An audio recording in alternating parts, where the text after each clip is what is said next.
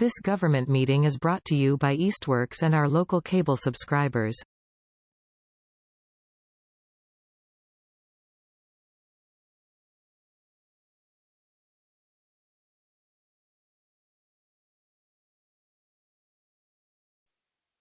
Welcome to the Easthampton City Council meeting for Wednesday, June 17th, 2026.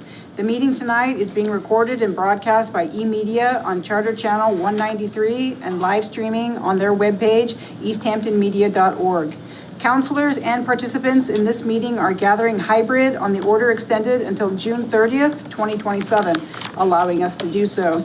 I remind both the members of the City Council and the public participating remotely to remain muted until recognized by the City Council President. Also, for the members of the public, please remove your camera for the duration of the meeting unless you are participating in the public speak time or the public hearing. Thank you. This meeting is now called to order. Mary Ann. J.P. Kwasinski. Here. Connie Denham. Here. Tamara Smith. Here. Felicia Jadzak. Here. Tom Peak. Here. Jonathan Schmidt. Here. Amanda Newton. Here. Kayam Jamrog McQuaid. Here. He is. Excuse me. Nathan Markey. Here. Great. Thank you, Mary Ann. At this time, we're going to take a moment of silence. So please do whatever it is that you need to do in order to make yourself be present for this meeting tonight. Thank you.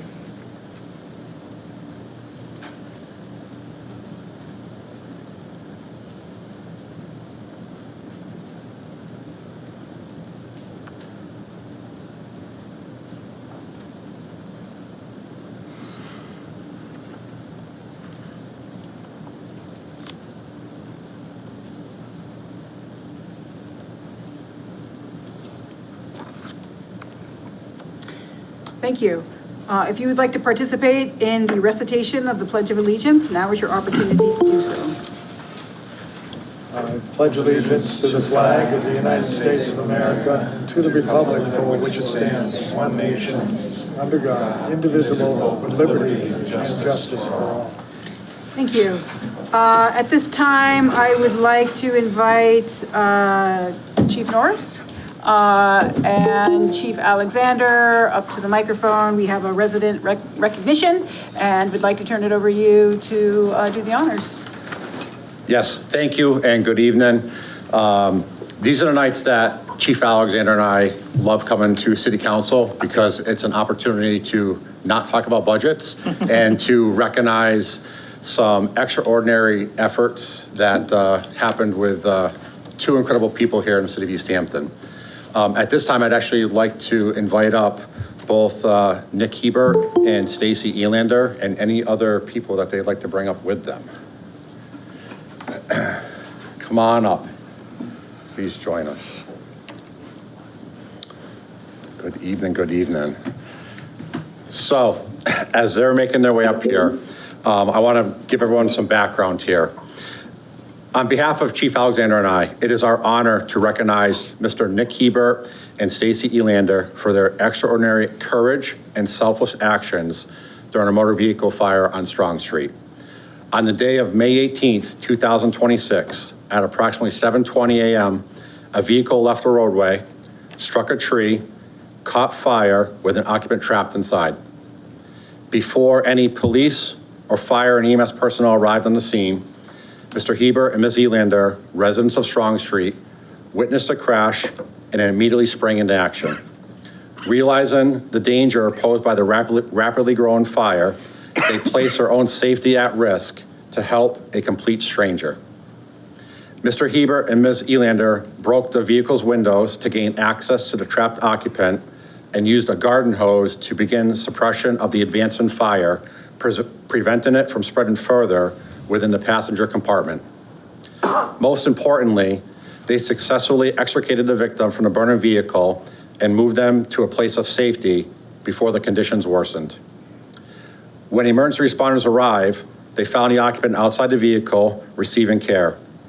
Firefighters began continuing the extinguishing efforts, and police continued with emergency care, and EMS personnel transported the patient for further medical evaluation. There is little doubt that Mr. Hebert and Ms. Elander's quick thinking, courage, and willingness to act during a life-threatening emergency significantly improved the outcome of this incident.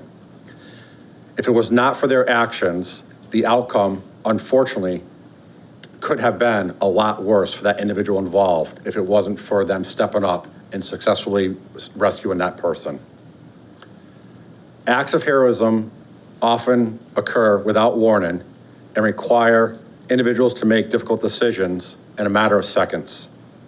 Mr. Hebert and Ms. Elander demonstrated exceptional bravery, compassion, and commitment to helping other people in need. Their actions reflect the very best of our community and serve as an example of the difference one individual, multiple individuals can make in these circumstances. Emergency responders are fortunate to have protective equipment and resources to protect us and keep us safe while performing such dangerous tasks. These two individuals helped the occupant safely escape, putting themselves in harm's way with no protective resources other than a garden hose. On behalf of the City of Easthampton, the Easthampton Police and Fire Departments, and the residents that we serve, we extend our sincere gratitude and recognition to Mr. Nick Hebert and Ms. Elander for their heroic actions and outstanding public service. Thank you so much.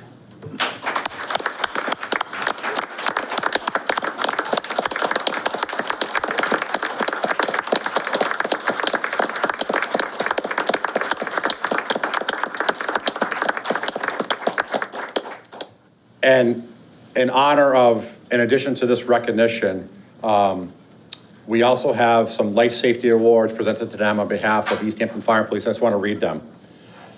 In recognition of exceptional courage and selfless action for rescuing a civilian from a burning vehicle, demonstrating remarkable bravery, quick thinking, and unwavering commitment to the safety and well-being of others. Thank you again for everything you've done for this community and certainly the occupant trapped in that vehicle.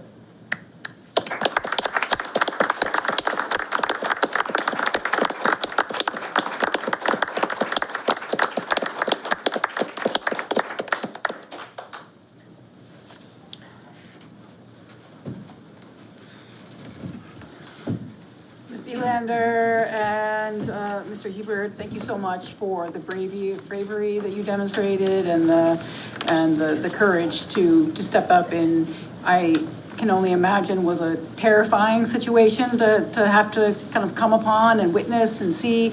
So thank you so much for stepping up and supporting a neighbor. Yeah, thank you. Thank you, everyone. Thank you.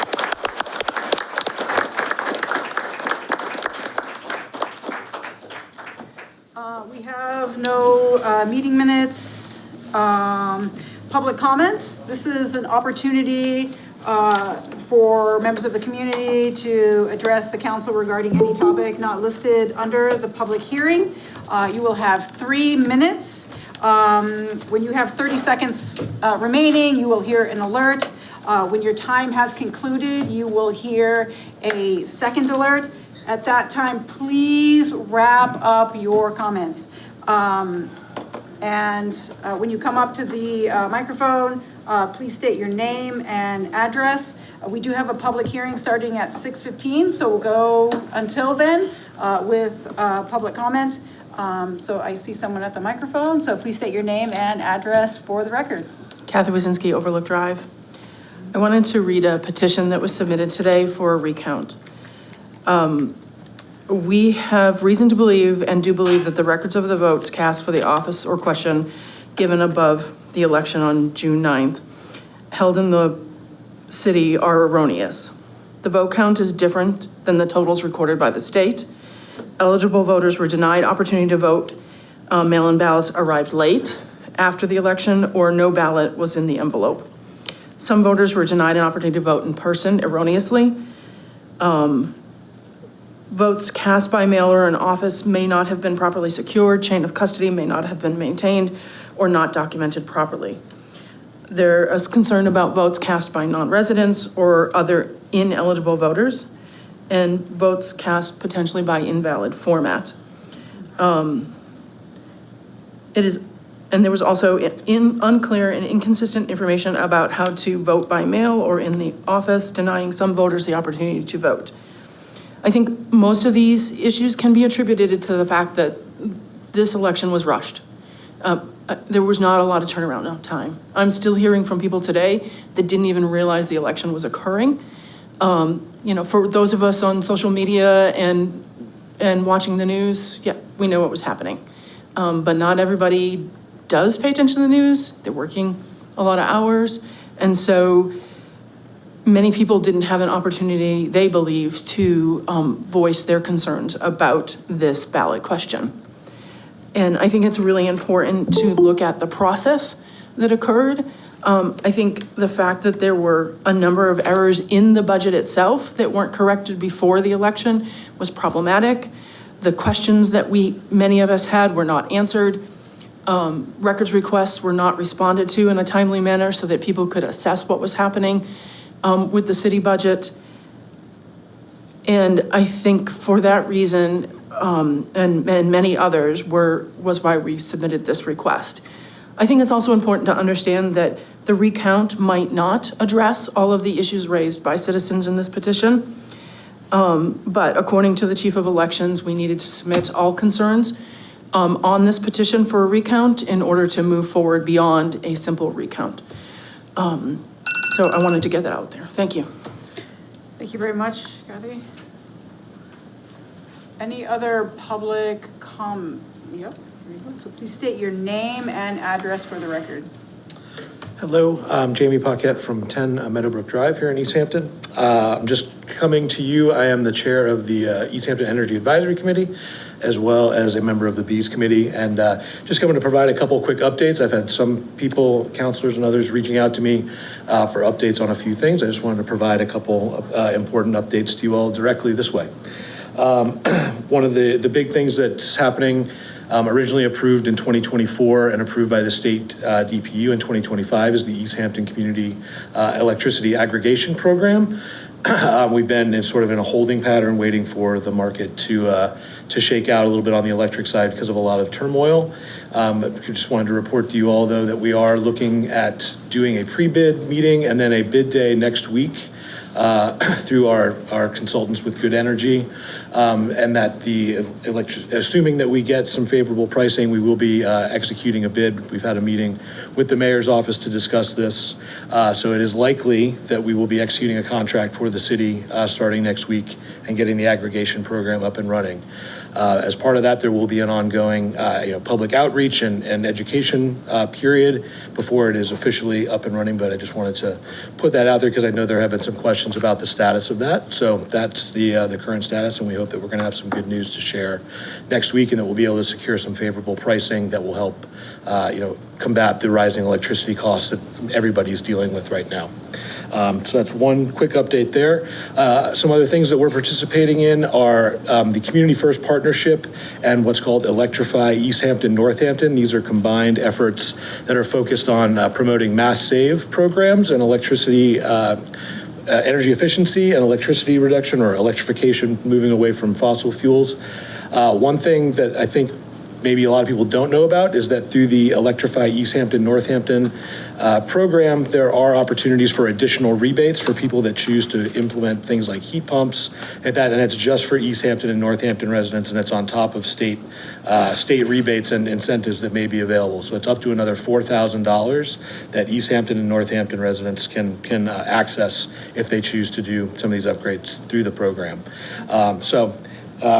One other last bit to update is that we recently had some of our members meet with representatives from Senator Vilas and Representative Gomez's offices to talk about energy bills and energy bill and bond bills that are going through the state legislature right now to encourage them to support mass save, to reduce cuts that might be happening to mass save, and to support any other energy forward programs like the Climate Bank and simplifying solar permitting, et cetera. So just wanted to provide those updates to you. Thank you all for your time. Awesome. Thank you so much.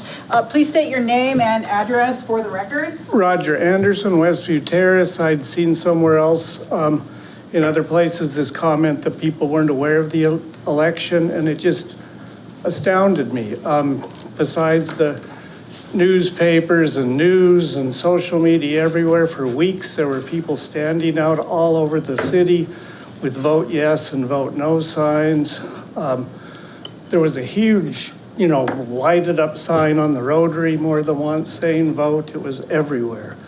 So I think if you weren't aware that the election was happening, you'd have to be extremely unattentive and uninformed.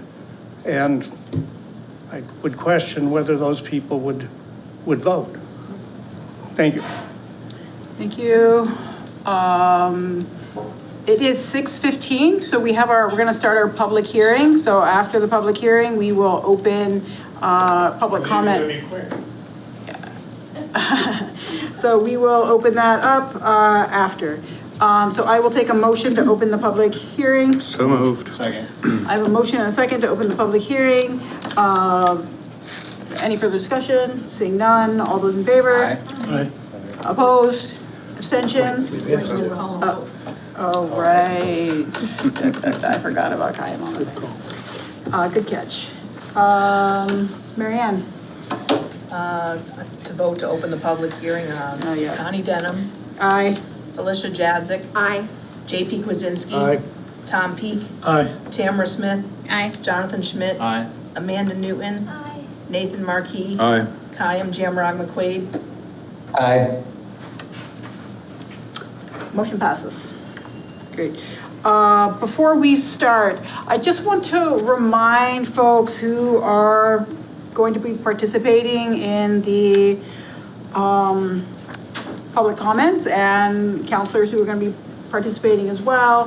It's important to remember that you need to wait until the city council president recognizes you.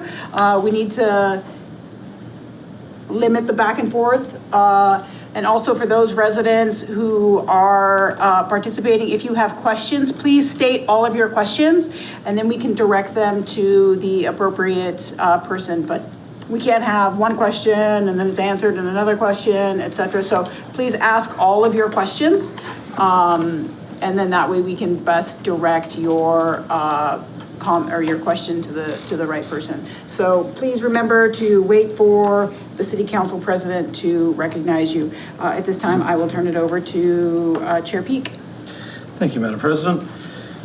So what was going to be our big item tonight was the budget.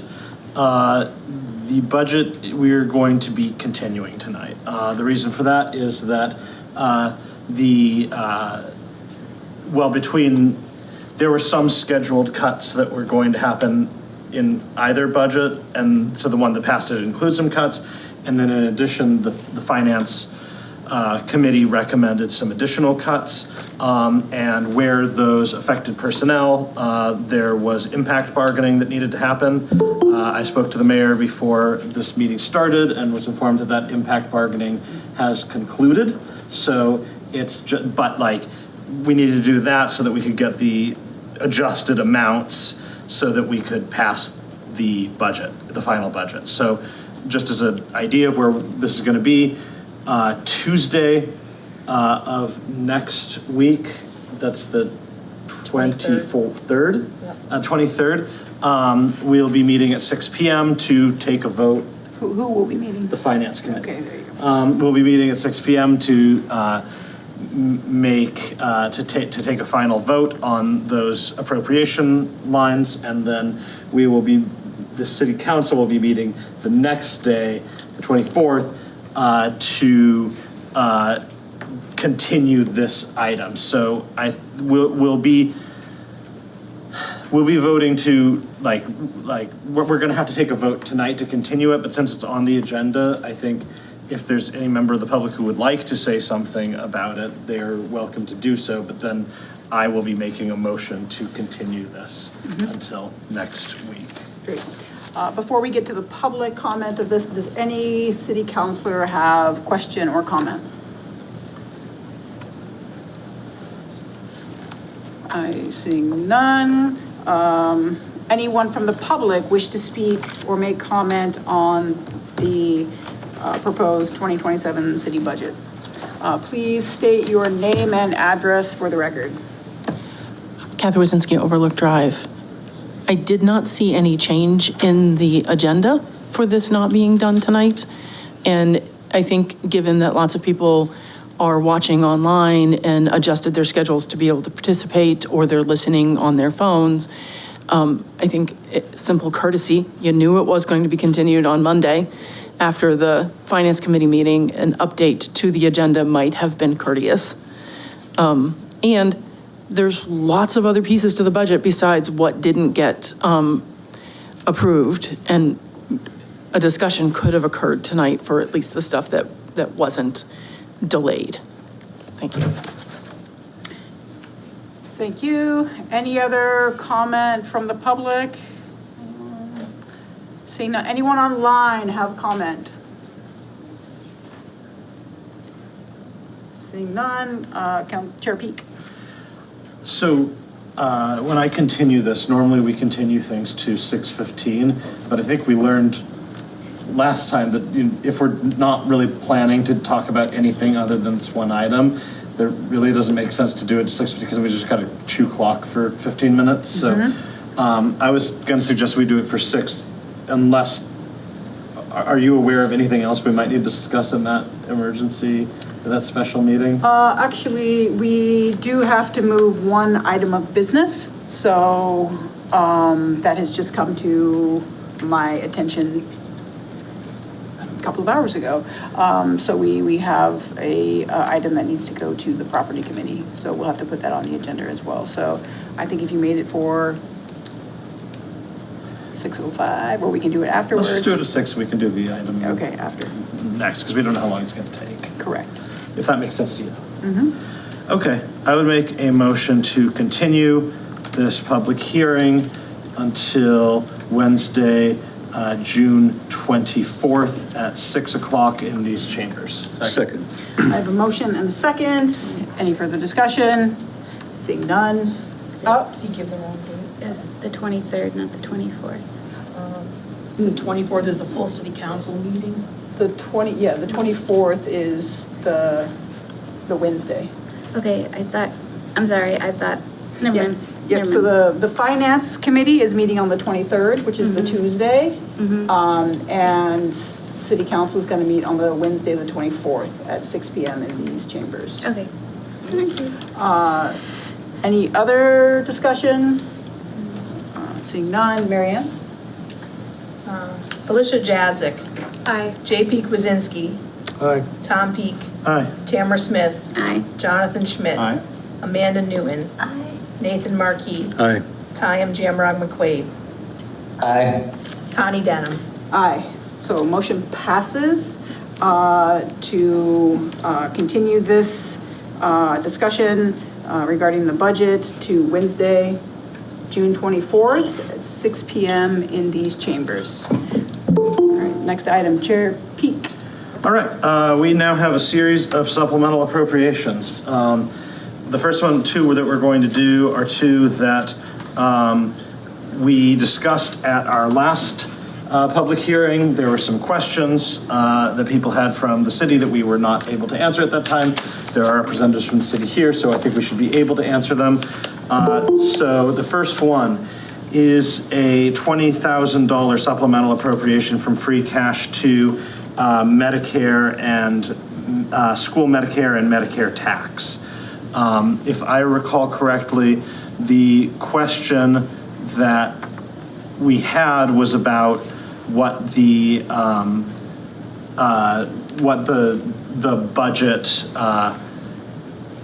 I'm sorry. What the budgetary implications of this would be, since some of this there's like sort of this balloon that's associated with this. Councilor Kwasinski,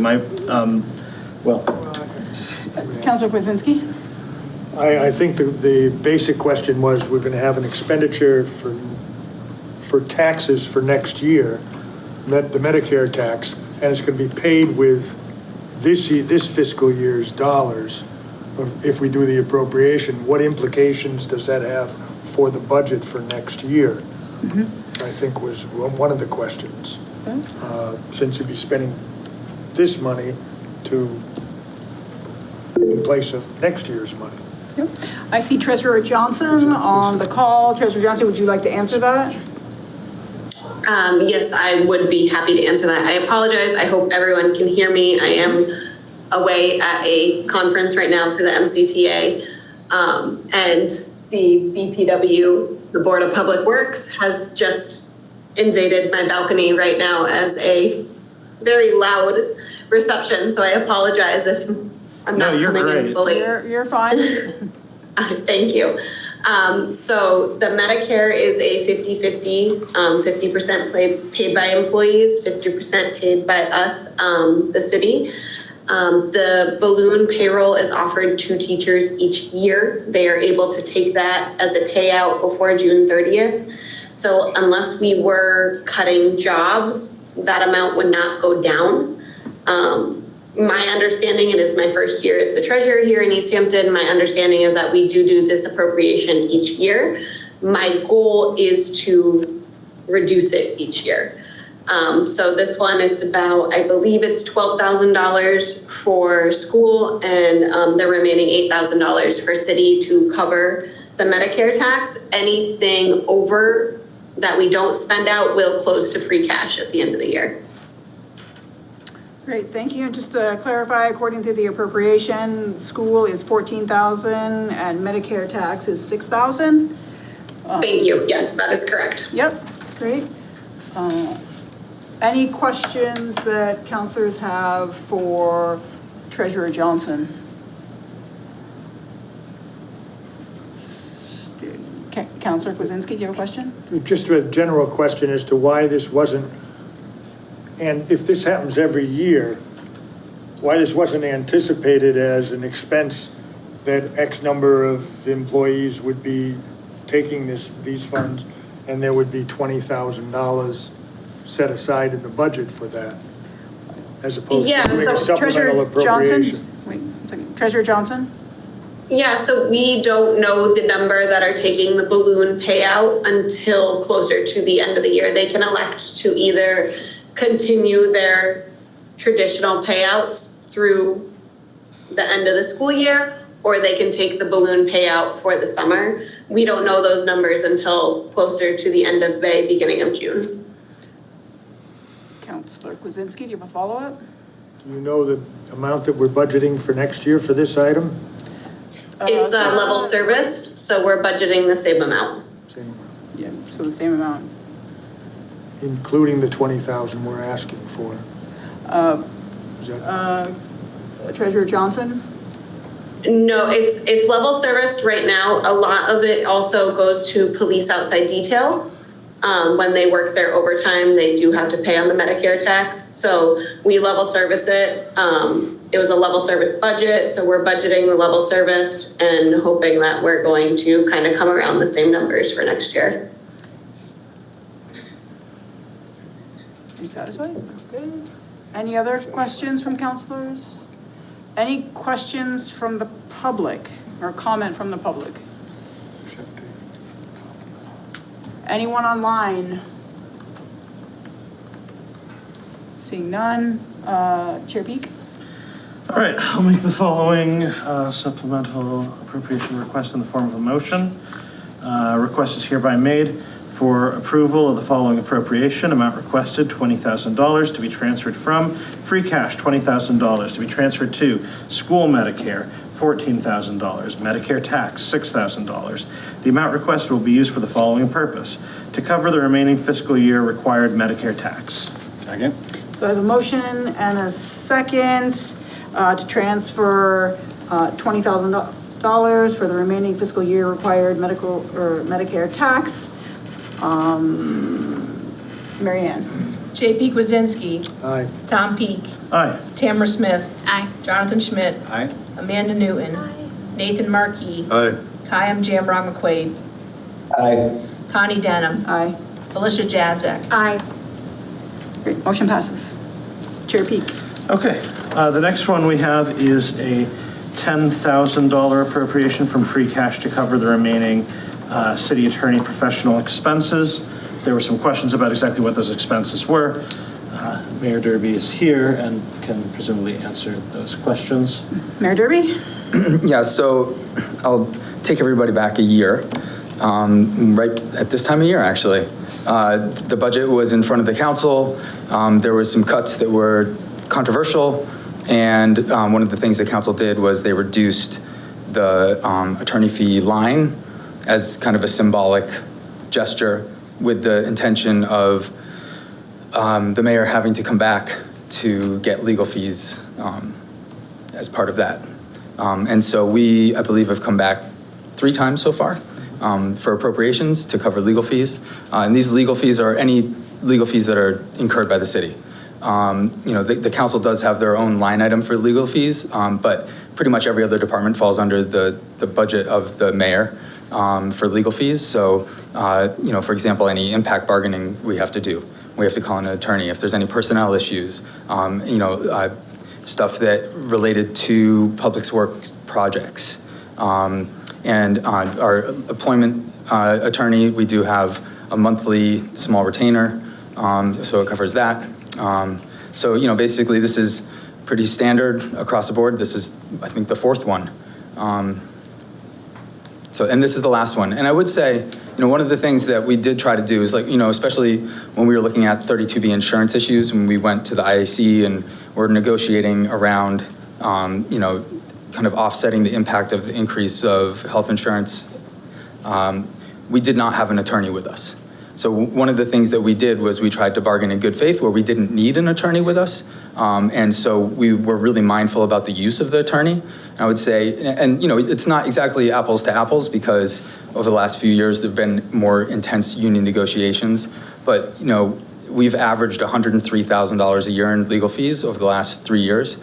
This year, with this $10,000 appropriation, it'll put us at $42,000. So this is significantly under the average of the last 3 years. And this should close us out. Right now, we have close to $4,000 of outstanding fees that we haven't been able to pay since the last appropriation didn't go through. And we're anticipating June expenses from our labor attorney, and then 3 months of expenses from our standard city solicitor. So this should cover it. Questions from council? Councilor Newton. I think one of the things we were wondering about last time, you could potentially not use the whole 10,000. Is that correct? Yeah, if we don't, it will just close back to free cash. Okay, thanks. Yep. Other questions? Any comment from members of the public? Great. Again, please state your name and address for the record.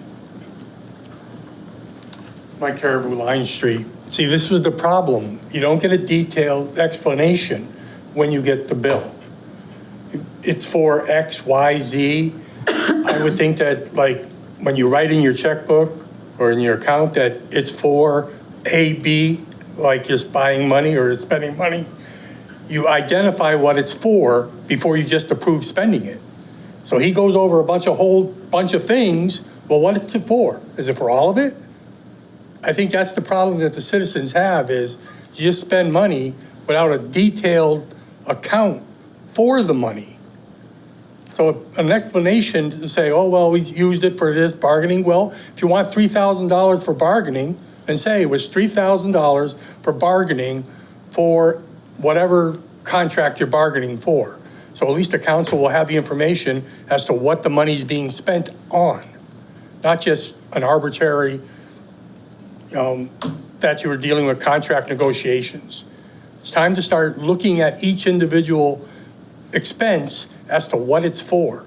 It's not your money, it's the citizens' money. You need to account for each line.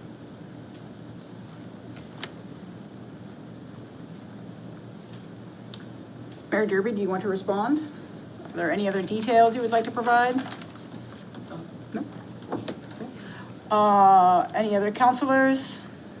Questions? Any other comments from the public? Anyone online?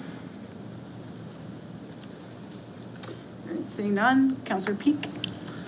Okay, so I'll make the following supplemental appropriation request in the form of a motion. Request is hereby made for approval of the following appropriation. Amount requested, $10,000 to be transferred from free cash, $10,000 to be transferred to City attorney professional expenses, $10,000. The amount requested will be used for the following purpose: to cover the remaining fiscal year city legal expenses. Second. A motion and a second. Any further discussion? Councilor Peak, or Chair Peak?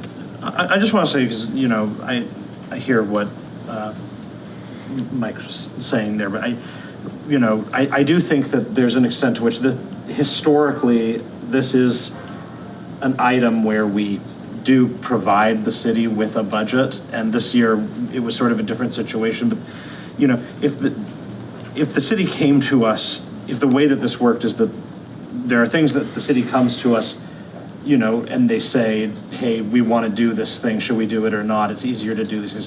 When we get into these things where it's like, these are bills that the city has incurred in the course of regular operation, I do get a little bit nervous about, well, I mean, I think it's fine to go over these things with a fine tooth comb, but at the same time, I do realize that it's likely there are things in there that we do not want to be discussing at a public hearing, you know? We're talking about disciplinary situations, for instance. We certainly don't want to be in a situation of saying, here's who got disciplined, you know, that could probably get us sued, and then we'd have more legal expenses.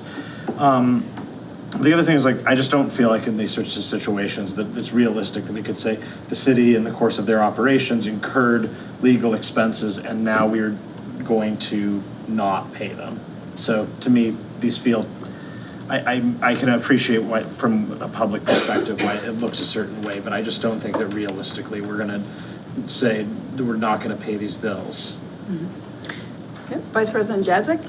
Thank you. I agree with Chair Peak, but I do want to note, and I think this is where maybe some of the public reaction might be coming from, and I know certainly I'll speak for myself, this is where my comments at our last meeting came from around this particular item, is I think there's a difference between paying bills that we have incurred, that we are obligated to pay, that we should be paying, and anticipated expenses. And I think there's a fine line there, and it can be a bit of a gray area because we're talking about, yes, we know we're having impact bargaining and meetings and we'll need to spend on that.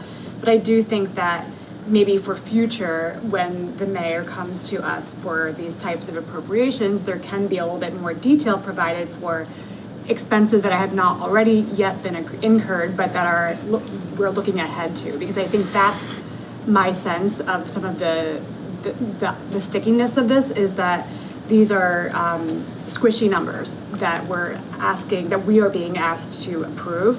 So I just want to note that distinction because I agree with Chair Peak, but I think that there's two different types of numbers in this particular appropriation that we're really approving here.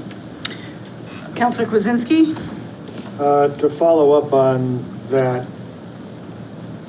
the issue to me is you anticipate expenses and you prepare for it. The mayor comes to us, that is the council, and says, I'm anticipating spending X number of dollars, so I'm gonna need an appropriation for $10,000. Here's what I envision before the money is spent. And that meeting take place with the council in advance, that the money not be spent, and it's a fait accompli when you come to the council and say, geez, we got bills for $10,000 and now we want you to pay them. There's a huge, so we need a process, and I think would behoove each of us to think about what that process should be and how it gets operationalized. Actually, Mayor, we're in discussion right now. Would it be possible for me just to weigh in a little bit? 1 second. Did you have your hand up?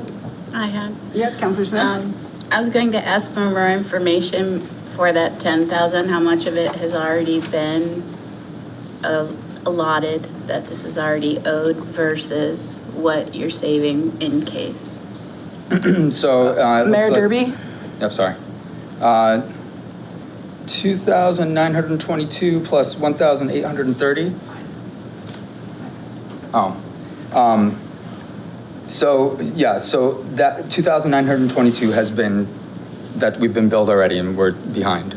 And then the rest is forthcoming because, like I said, we have 3 months of Bacon and Wilson bills that are on the way. And we have the entire month of June for our employment attorney, which we have used. And I will just say that I would caution the direction that this is going in right now. Because what I'm hearing is legislative oversight of an executive function. And I think that that's a dangerous ground to tread on, even theoretically. Because, when you're saying you need to tell us exactly what you're spending this money on before we approve it, can you imagine what that would look like across the budget? Is it just for the mayor's office that you would do that? Is it, because that is a burdensome proposition. And just to be clear, we keep track of every bill and what it's for. We have all of the itemized bills, and if you would like to see those, I think that that's fine. But I don't think it is appropriate for the city council to say, we're going to decide whether this bill is worth paying. That's not how legal fees in the city have ever worked. Legal fees in the city has been a blanket appropriation. The executive branch uses its discretion to spend those legal fees, and if they need an appropriation, this is a very different situation than the city's ever been in before. But I would just say, using this situation to try to control what the executive branch is doing is a clear breach of the charter. So I would be very careful, because that is ground we do not want to tread on. So I just want to make sure that that's really clear. I don't think I heard anyone saying we want to control. I think. What I did hear from Councilor Kuzinski. I didn't recognize you, and please don't interrupt when I'm speaking. I didn't hear anyone saying we're controlling. I think what we're trying to do is respond to a concern that residents are currently have, and as has already been stated, this is a unique situation where this was cut. And as Chair Peak said, this is something that typically does not happen. You have the budget to be able to do this. And I think that we are just trying to be responsive, given the nature of everything that is going on. We're trying to be responsive. So I think that we're just trying to get a little bit of clarity so that we can ease the minds of residents who are obviously deeply concerned about spending within the city. So I hear what you're saying. However, I don't think it was about control. I think we're just trying to reassure the residents that we are paying attention to how funds are being spent. But I saw a hand over here, Councilor Newton. Yeah, I just wanted to clarify. I think the one thing that is like a little concerning, but it's fine, is that we're approving like an amount that may or may not be spent. I think like I would like to try to not send so much to free cash, because like it just goes into next year and gets spent in some other pot that wasn't for the legal expenses, So that's what I feel uncomfortable about. Mm-hmm. I appreciate that. Can I Mayor Derby? Yeah, I appreciate that. And I think that, as you look at the budget, there's going to be a lot of line items that are similar to that where they don't get fully spent. And, I think we're going to try to do our best to budget as best as we can to get as close as we can. And I think I just want to just clarify what I was responding to was, I think the councilor was talking about approving what the legal expense was for. And maybe I misheard. And if I misheard, then I apologize. I just want to make sure, because if I did hear that would be a little bit scary as in relation to our charter, because the legislative branch does its job, the executive branch does its job, and the legislative branch shouldn't try to control. So if I misheard, I apologize. Great. So thank you, Mayor Derby. Councilor Kuzinski, do you want to respond? Yeah, I just wanted to say that there's no intent in any way to tread on the mayor's administrative role here, but simply to have the legislative function and to know what's coming down the road, and so that we can respond and know this is a request that we have coming. So I would want to reassure you that that's the case. Thank you. Yeah, thank you, Councilor Kuzinski. Chair Peak, you had your hand up. Sure. I feel like I started this whole thing by making a comment when I could have just gone for the thing. But I do think it's important to philosophically talk about through this stuff. I think that we can all certainly recognize that this was a particularly strange situation that resulted from the council making a choice under understandable circumstances, but a choice to zero out an operating line item that we knew for a fact was going to incur tens of thousands of dollars of expenditures, and that we were going to have to keep having these things. So I think we've now got that item restored in the budget, and it's restored at a lower level than it would be, and I am glad, because the amount of money we spent on legal expenses over the last few years is, I think, the thing that I think a lot of us would have liked to see reduced. So I think that's good. What Councilor Kwasinski did say that I do think is just worth kind of repeating as we sort of move into this next fiscal year. I do think that over the last few years, there's a habit that has developed within some aspects of the city to spend, and I'm not saying that's what happened here, but it is something that I've seen happen a number of times, where money. Hang on, just one second. Is this related to the motion? It is, I think. Okay.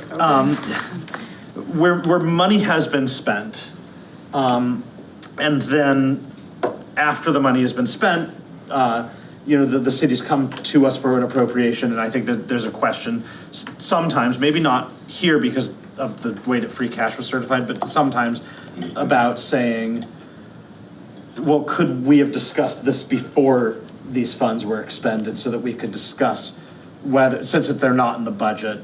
And so I do think that that's something that, just going forward, broadly, I take Councilor Kwasinski's point, and I want to point that out, while also saying that I think in this specific case, it's kind of a particularly weird thing that I'm sort of glad to have behind us. And so. Yep. Okay. Any other comments for discussion? Thank you for that. Mary Ann? No, you're good. Okay, Tom Beek. Aye. Tamara Smith. Aye. Jonathan Schmidt. Aye. Amanda Newton. Aye. Nathan Markey. Aye. Kayam Jamrog McQuaid. Aye. Connie Denham. Aye. Felicia Jazek. Aye. JP Kwasinski. Aye. Motion passes. Great. Okay, next one up is a CPA supplemental appropriation. This is for $135,000 from the CPA undesignated fund for dog park construction. I see that Ava's here to talk about that. I am.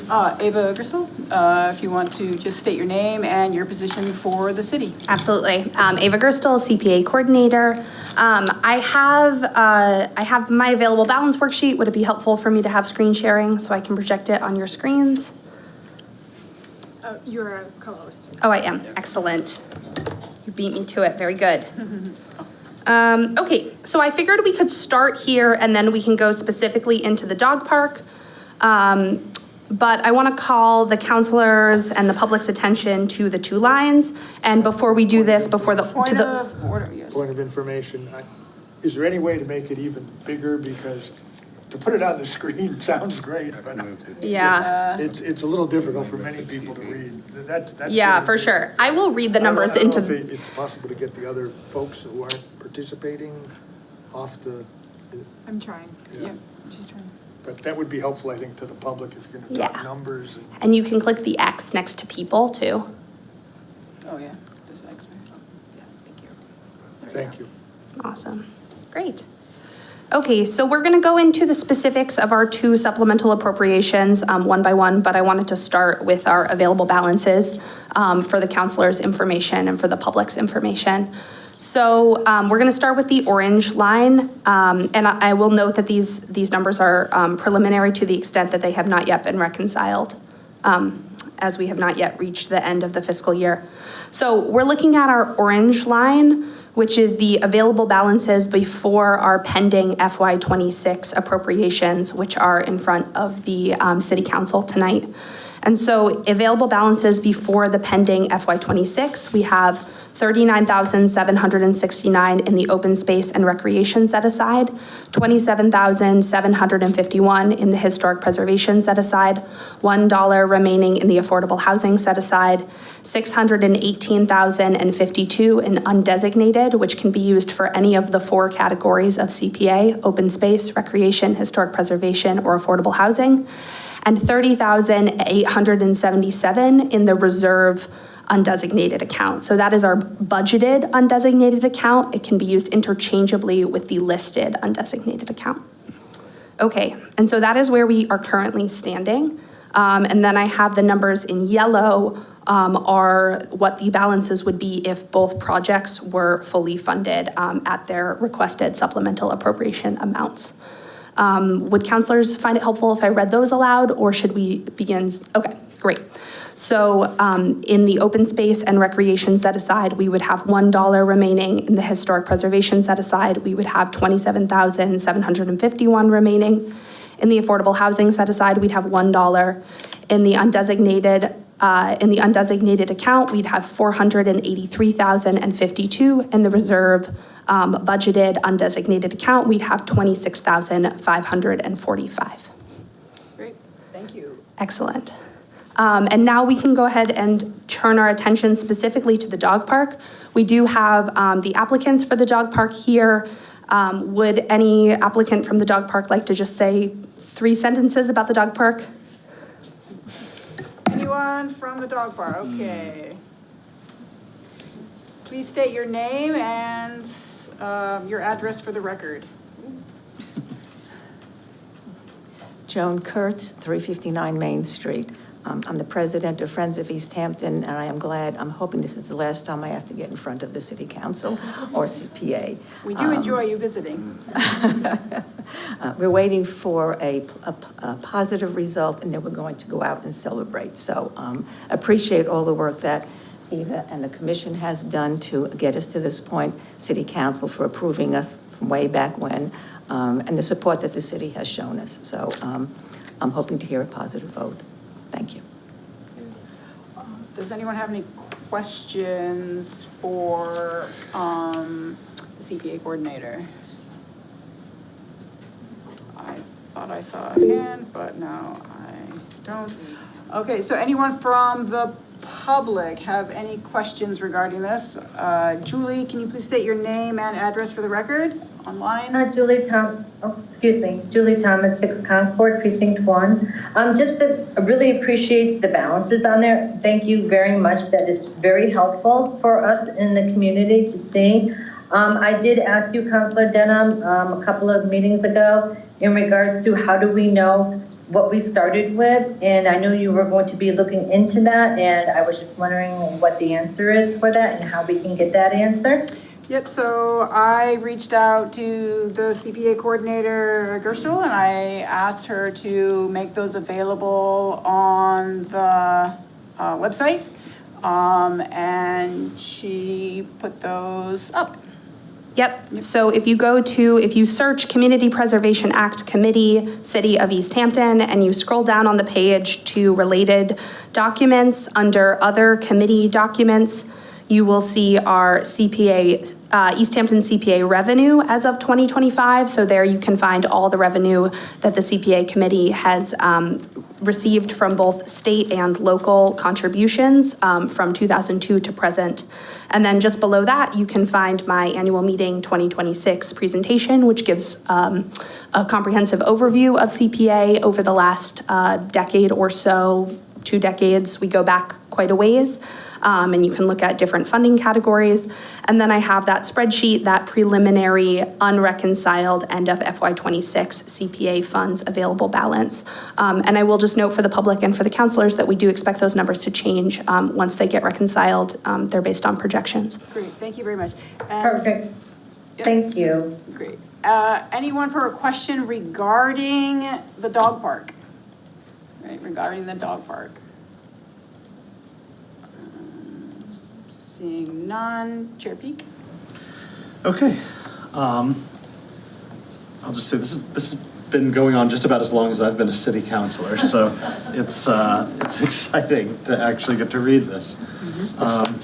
Even though I don't think my dogs will ever. Check. Even though I don't think my dogs will ever benefit from it because they're too crazy. All right. I'll make the following request in the form of a motion.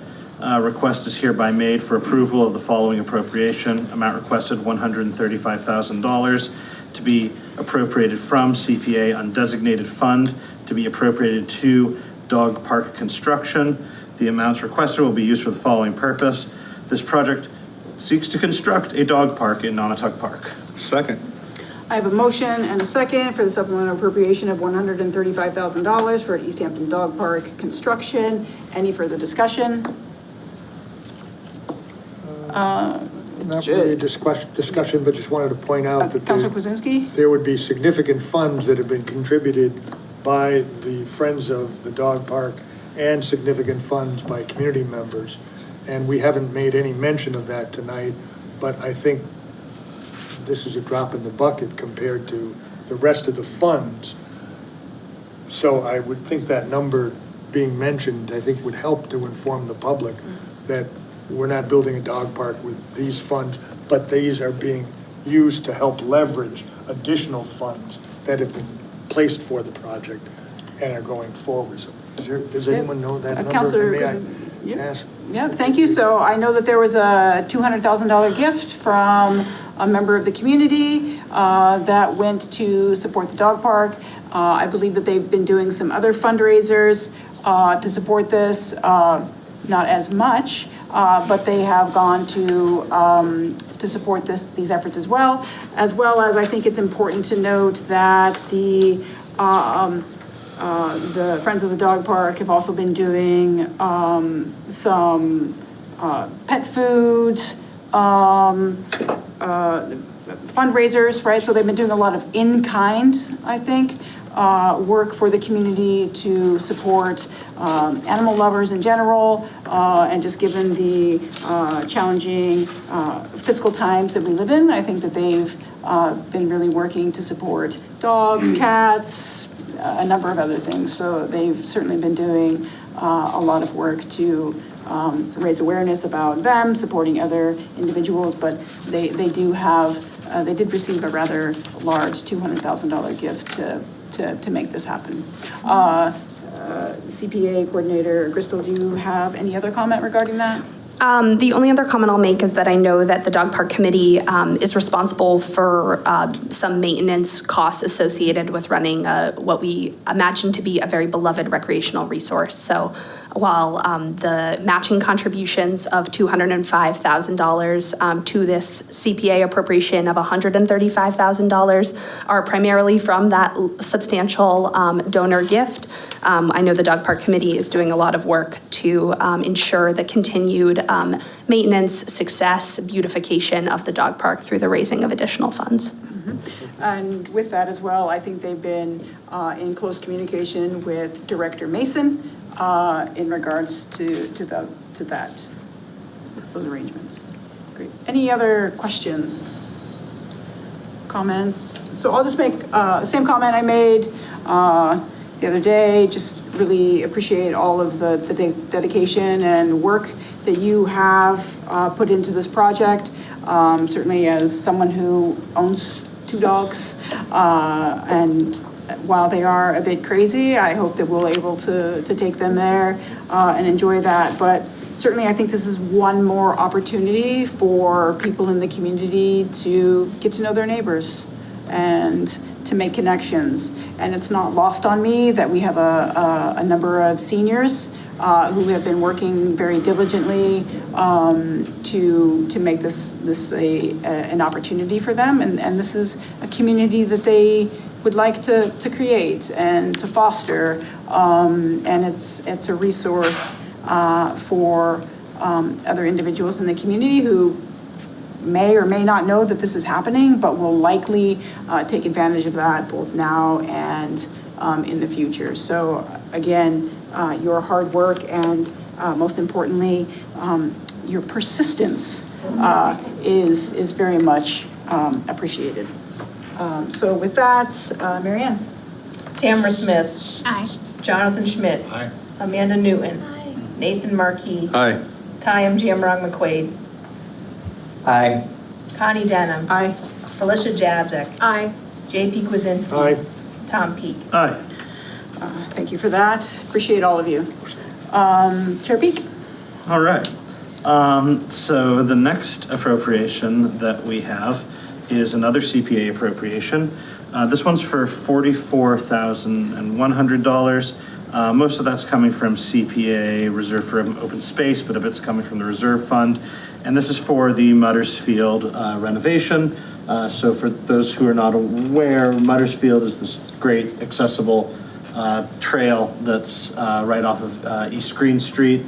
It actually connects like East Green Street to East Street, and it's very nice, and but it's been around for a few years now. It's seen some wear and tear, and it's also been completely overtaken with invasives, particularly over the last couple of years. So, Great. CPA Coordinator Crystal, do you want to speak to this? Certainly. So this is a renovation project for a CPA acquisition, aided acquisition back in 2012. Mutters Field / Brickyard Brook is a beloved conservation area that is maintained and owned by the Pascomic Conservation Trust.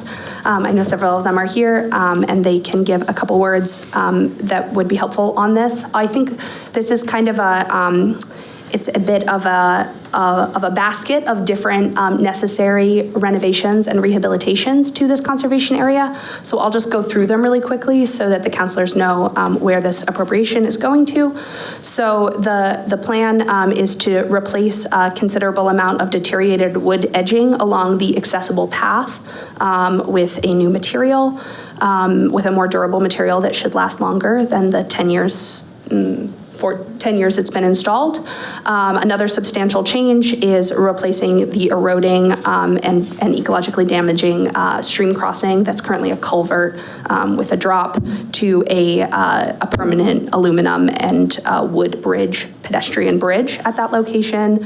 Also a renovation and improvement of one of the access points, including removals of invasives and addition of new native plantings, improving the signage, a new bench, all that good stuff.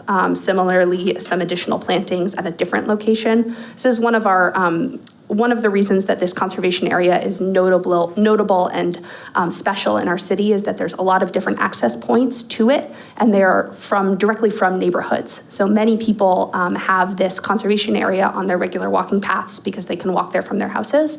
And that's not just one neighborhood or one street. There's several locations where you can access this. But with multiple entrances comes, multiple challenges around that. And that essentially, so additional planting. So really replacement of the wood edging, the bridge work and plantings, removal of invasives, all very much in alignment with the CPA's goals of preservation of our open spaces and recreational resources. Great, thank you. Questions from councilors? Councilor Schmidt. Thank you, Madam President. Just wanted to follow up on a couple of questions that I Can you hold the microphone closer to you? Sorry. I wanted to follow up on a couple of questions that I had at the Finance Committee meeting, just to see if there was any additional information. First and foremost was if you had any further info about the type of material being used to replace the wood that has deteriorated. Yep, please state your name and role for the city. Marty Klein, 7 Stone Path Lane. I'm on the board of Pascomic Conservation Trust. I have been for 25 plus years, and I've led a couple major projects over those years and have basically devoted untold thousands of hours in the cause of conservation in Easthampton over that time. So we created this trail. It opened in 2016, and we used a trail in Hadley, the Conti Refuge's Fort River Trail as a model. So they weren't allowed to dig into the ground to construct their trail, and we ran into a similar issue because of State Historic Commission, blah, blah. So we constructed it above ground using pressure-treated along the sides of the trail to hold it in place. Pressure treated when it's in contact with the ground is good for about 10 years. So that's breaking down now, and that's the reason that this project is needed. And the other part of it is removing a culvert on the East Street end and replacing that with a 30-foot bridge to go over that section. I'm meeting with an engineer on Friday to go over that part of it. And we have a potential contractor for the trail section of it. And I had heard through our president, Diane, regarding speaking with you the other night, your concerns about microplastics. The material we'll be using is a composite, and there's a couple of choices. We haven't settled on which one. Composite is going to be composed of basically, it's like sawdust mixed with some kind of resin on the inside, and then it does have a plastic coating on the outside. Cutting of the boards will be done off-site at the contractor's facility. So if you're concerned about microplastics there, it's not really an issue. And I was curious, I mean, when I look at the new construction that's going on in the city, we've got Sierra Vista Commons, we've got the condos on Pleasant Street. There's a fair amount of plastic being used in those facilities. And what kinds of concerns do we have about that? So I don't think that we're not going to be adding pollutants in the course of this project, but I'm happy to answer any questions you might have. Counselor Schmidt, follow-up question? Yeah. First of all, I'll just start by saying I spent a lot of time at this particular park and the surrounding trails. I'm super appreciative of the fact that it's there and of the connection that it has to the local neighborhoods. I think it's a gem specifically because of its residential placement. A couple things that I would say I'm especially curious what the material is, regardless of the vote here tonight. That's something I would be interested in following up on, just so I know kind of what is being used out there. I'm glad to hear that the work will be done off-site to cut the boards. That was by far my primary concern, because when you're cutting those boards, you are spewing plastic bits into your surrounding area if you were not doing an extensive effort to vacuum them up immediately. And so my concern was, it's obviously the park abuts a natural habitat, a freshwater stream that then leads to other freshwater in our city. And so I wanted to be sure that during the construction, none of the plastic detritus was making its way into the water. And so I would further just, if there is any work that ends up being done on site, I would just once again really implore to make sure that there is vacuuming that is happening with the tools that is doing the cutting, just to make sure that it's getting sucked up. The composite material is, as far as I understand, for the industry as a whole, recycled plastics. That's kind of what a resin is. And as I've tried to read up, I couldn't find, as mentioned, that you're possibly going to use boards that fisheries and wildlife are using that are approved at the state level. I couldn't find anything yet. I'm not surprised that they're not advertising what kind of boards are going into their project necessarily.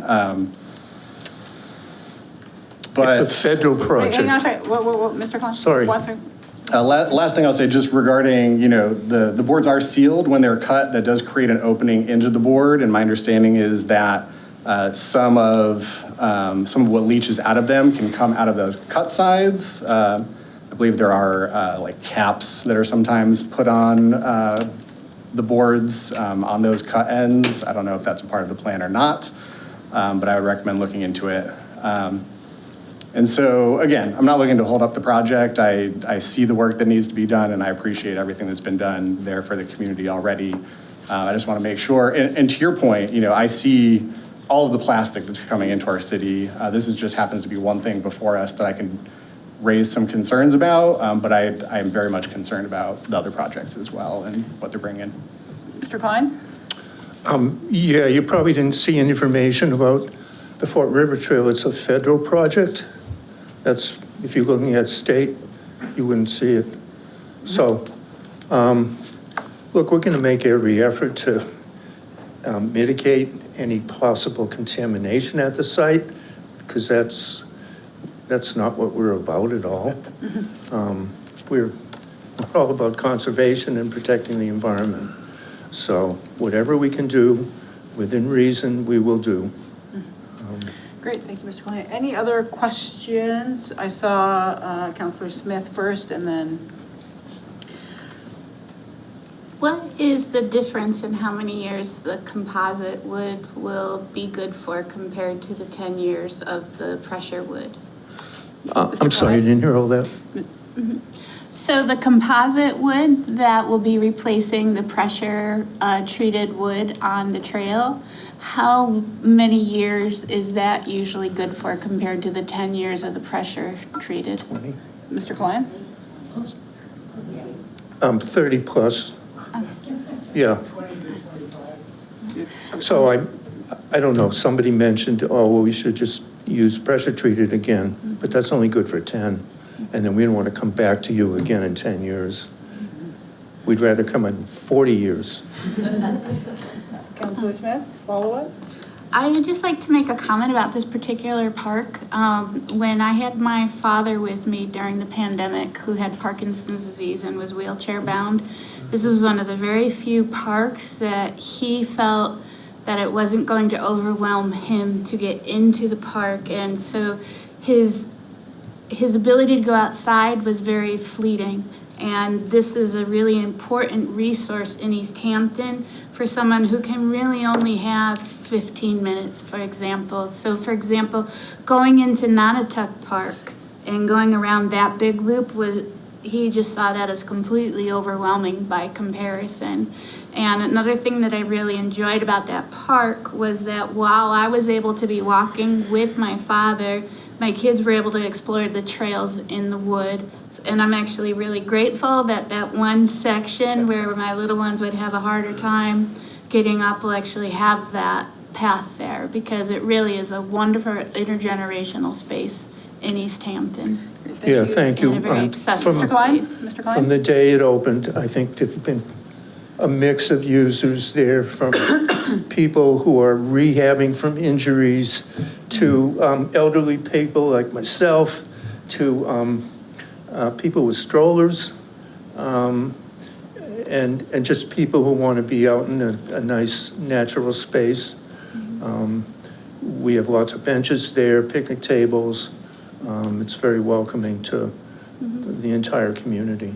Thank you. Councilor Markey? Thank you, President Denham. I live relatively close to Mutters Field, along with Councilor Schmidt and Councilor Peak also. We all live in Precinct 3.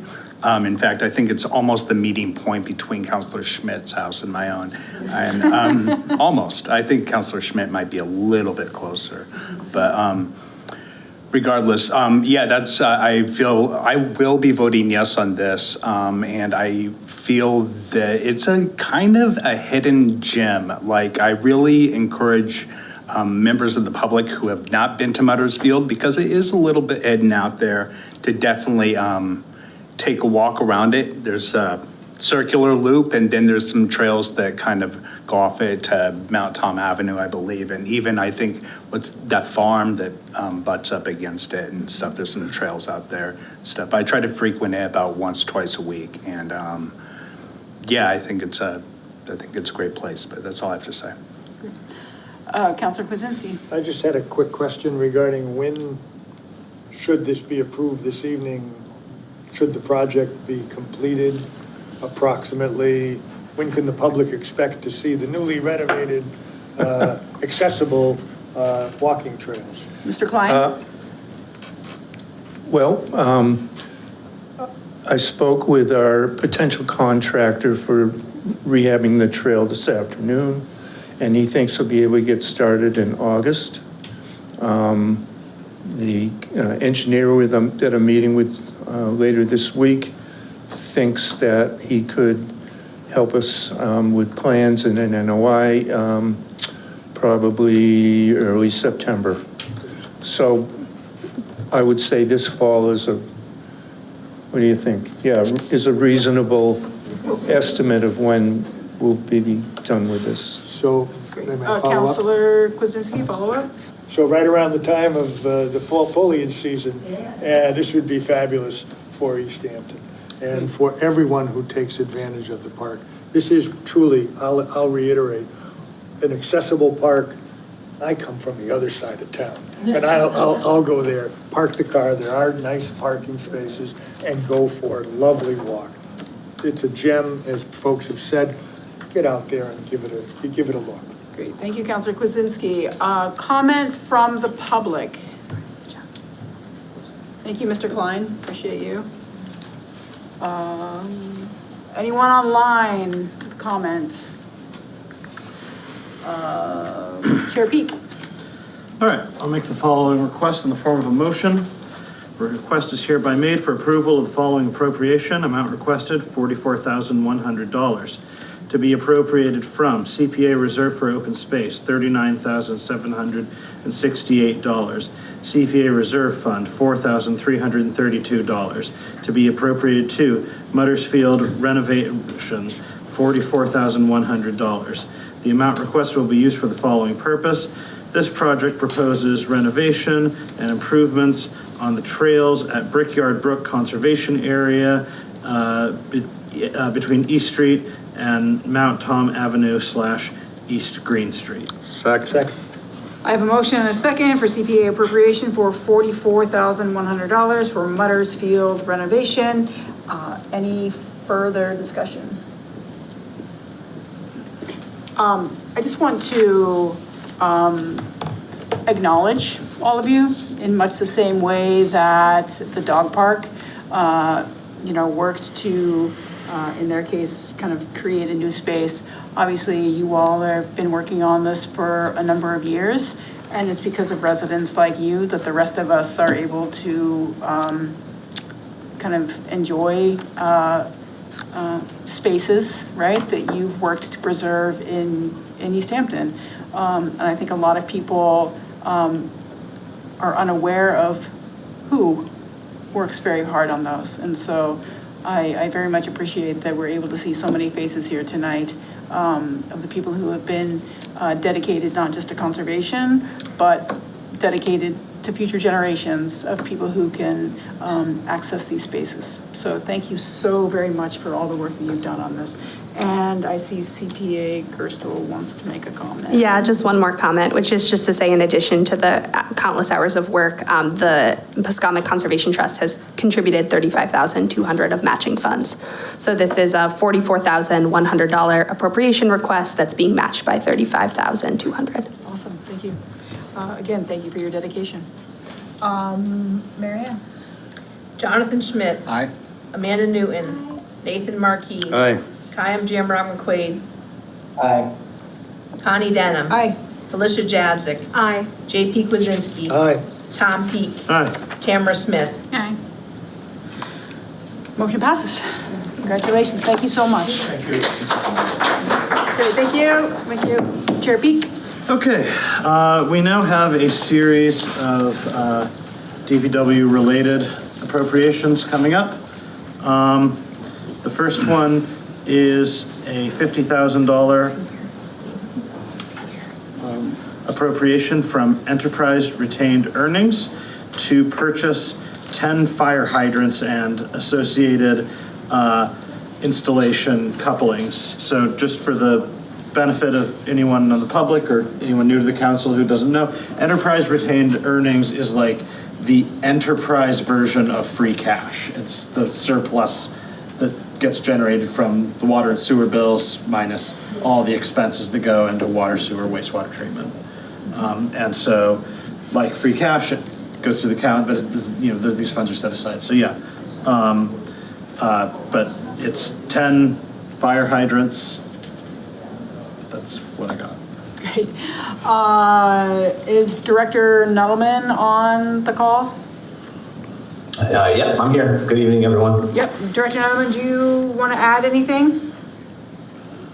No, I don't really have much to add. The costs for these have gotten to be, the cost has gotten too great for us to just handle it in our O&M budget. I remember when I started in this business, a fire hydrant was about $1,800, and now we're paying over $4,000 for one hydrant alone, let alone the parts we need to install it. So it's just gotten more and more challenging to fund in our O&M budget as the city infrastructure ages. Great, thank you for that, Director Nuttleman. I see Councilor Marquis has a question. Yeah, thank you, President Denham. I guess my question is, are these fire hydrants going to be replacing existing fire hydrants, or are there going to be new locations for fire hydrants? These are they're replacements for existing hydrants. Okay, that's it. Thank you. Well, 5 of them will be installed immediately. The other 5 will be in stock at the water department. Councilor Kwasinski? Basically the same question, but I did want to follow up with, so it's my understanding then that any fire hydrants that may be needed in a development project are at the expense of the developer, is that correct, and not on the city? Director Nuttleman? Yeah. Yes, absolutely. Any new construction, they're installed to our specification by the developer. Great, thank you for that. Any other questions by Councilor Smith? Just out of curiosity, how long is the life of a fire hydrant? Director Nuttleman. That's kind of tough to answer. It depends on the manufacturer. We'll see Mueller fire hydrants that'll last a very long time. Other brands, they'll kind of age out quicker, or they'll become obsolete. We can't get parts for them anymore. Like my guys, the crew over there at the water department is very, very good at keeping old fire hydrants in service because it's usually a lot cheaper to fix them than replace them, a lot easier. But we have just some of them across town that just can't be fixed anymore. Other questions from councilors? Councilor Schmidt. Thank you, Madam President. Director Nuttleman, I'm hearing that there are 5 that you're kind of currently planning on replacing out of this bunch. I don't expect you to know the location of every single defunct in need of repaired fire hydrant, but I wonder if you have an idea of the spread kind of across the city, just thinking about, kind of different precincts being, getting similar care. Director Nuttleman? Sure. So we have about 900 fire hydrants across the city. Currently 5 are out of service and need to be replaced. I don't have exact locations for them in front of me. I can get that for you, but anytime we have one out of service, we call that into to the fire department, public safety dispatch, and make sure that there's one in close proximity that is still 100% operational. If there isn't one that is able to be accessed quickly, we will replace it, significantly faster, usually within 48 hours if we can get out there. Councilor Marquis? Because I can't resist, will one of these fire hydrants be located at the dump? I withdraw the question. Okay. Any other questions from councilors? Anyone from the public have comment regarding the fire hydrants? Questions?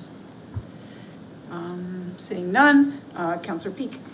Okay, I will make the following supplemental appropriation request in the form of a motion. Request is hereby made for approval of the following appropriation. Amount requested, $50,000 to be transferred from enterprise retained earnings, $50,000 to be transferred to FY26 fire hydrants, $50,000. The amount requested will be used for the following purpose. This funding will support the purchase of 10 fire hydrants and associated installation couplings. Second. A motion and a second for the supplemental appropriation of $50,000 for the purchase of 10 fire hydrants. Any further discussion? Only comment I'm going to make is Director Nuttleman, certainly appreciate all the hard work that you all do to ensure that the city remains safe and secure. So thank you so much to you and your staff. Mary Ann? Amanda Newton. Nathan Markey. Aye. Kayam Jamrong McQuaid. Aye. Connie Denham. Aye.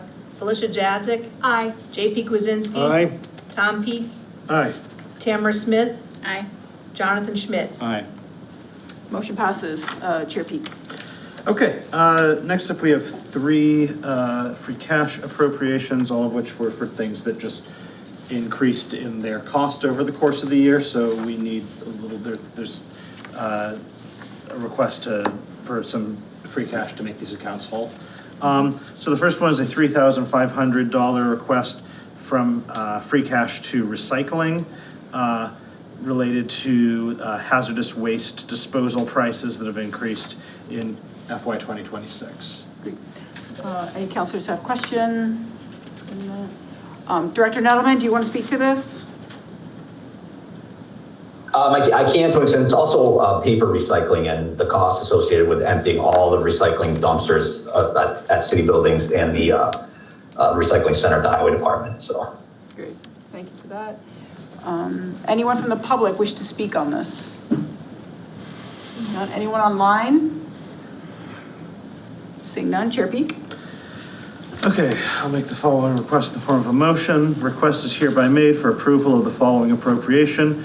Amount requested $3,500 to be transferred from free cash, $3,500 to be transferred to recycling, $3,500. The amount requested will be used for the following purpose. Hazardous waste disposal prices have increased in FY 2026.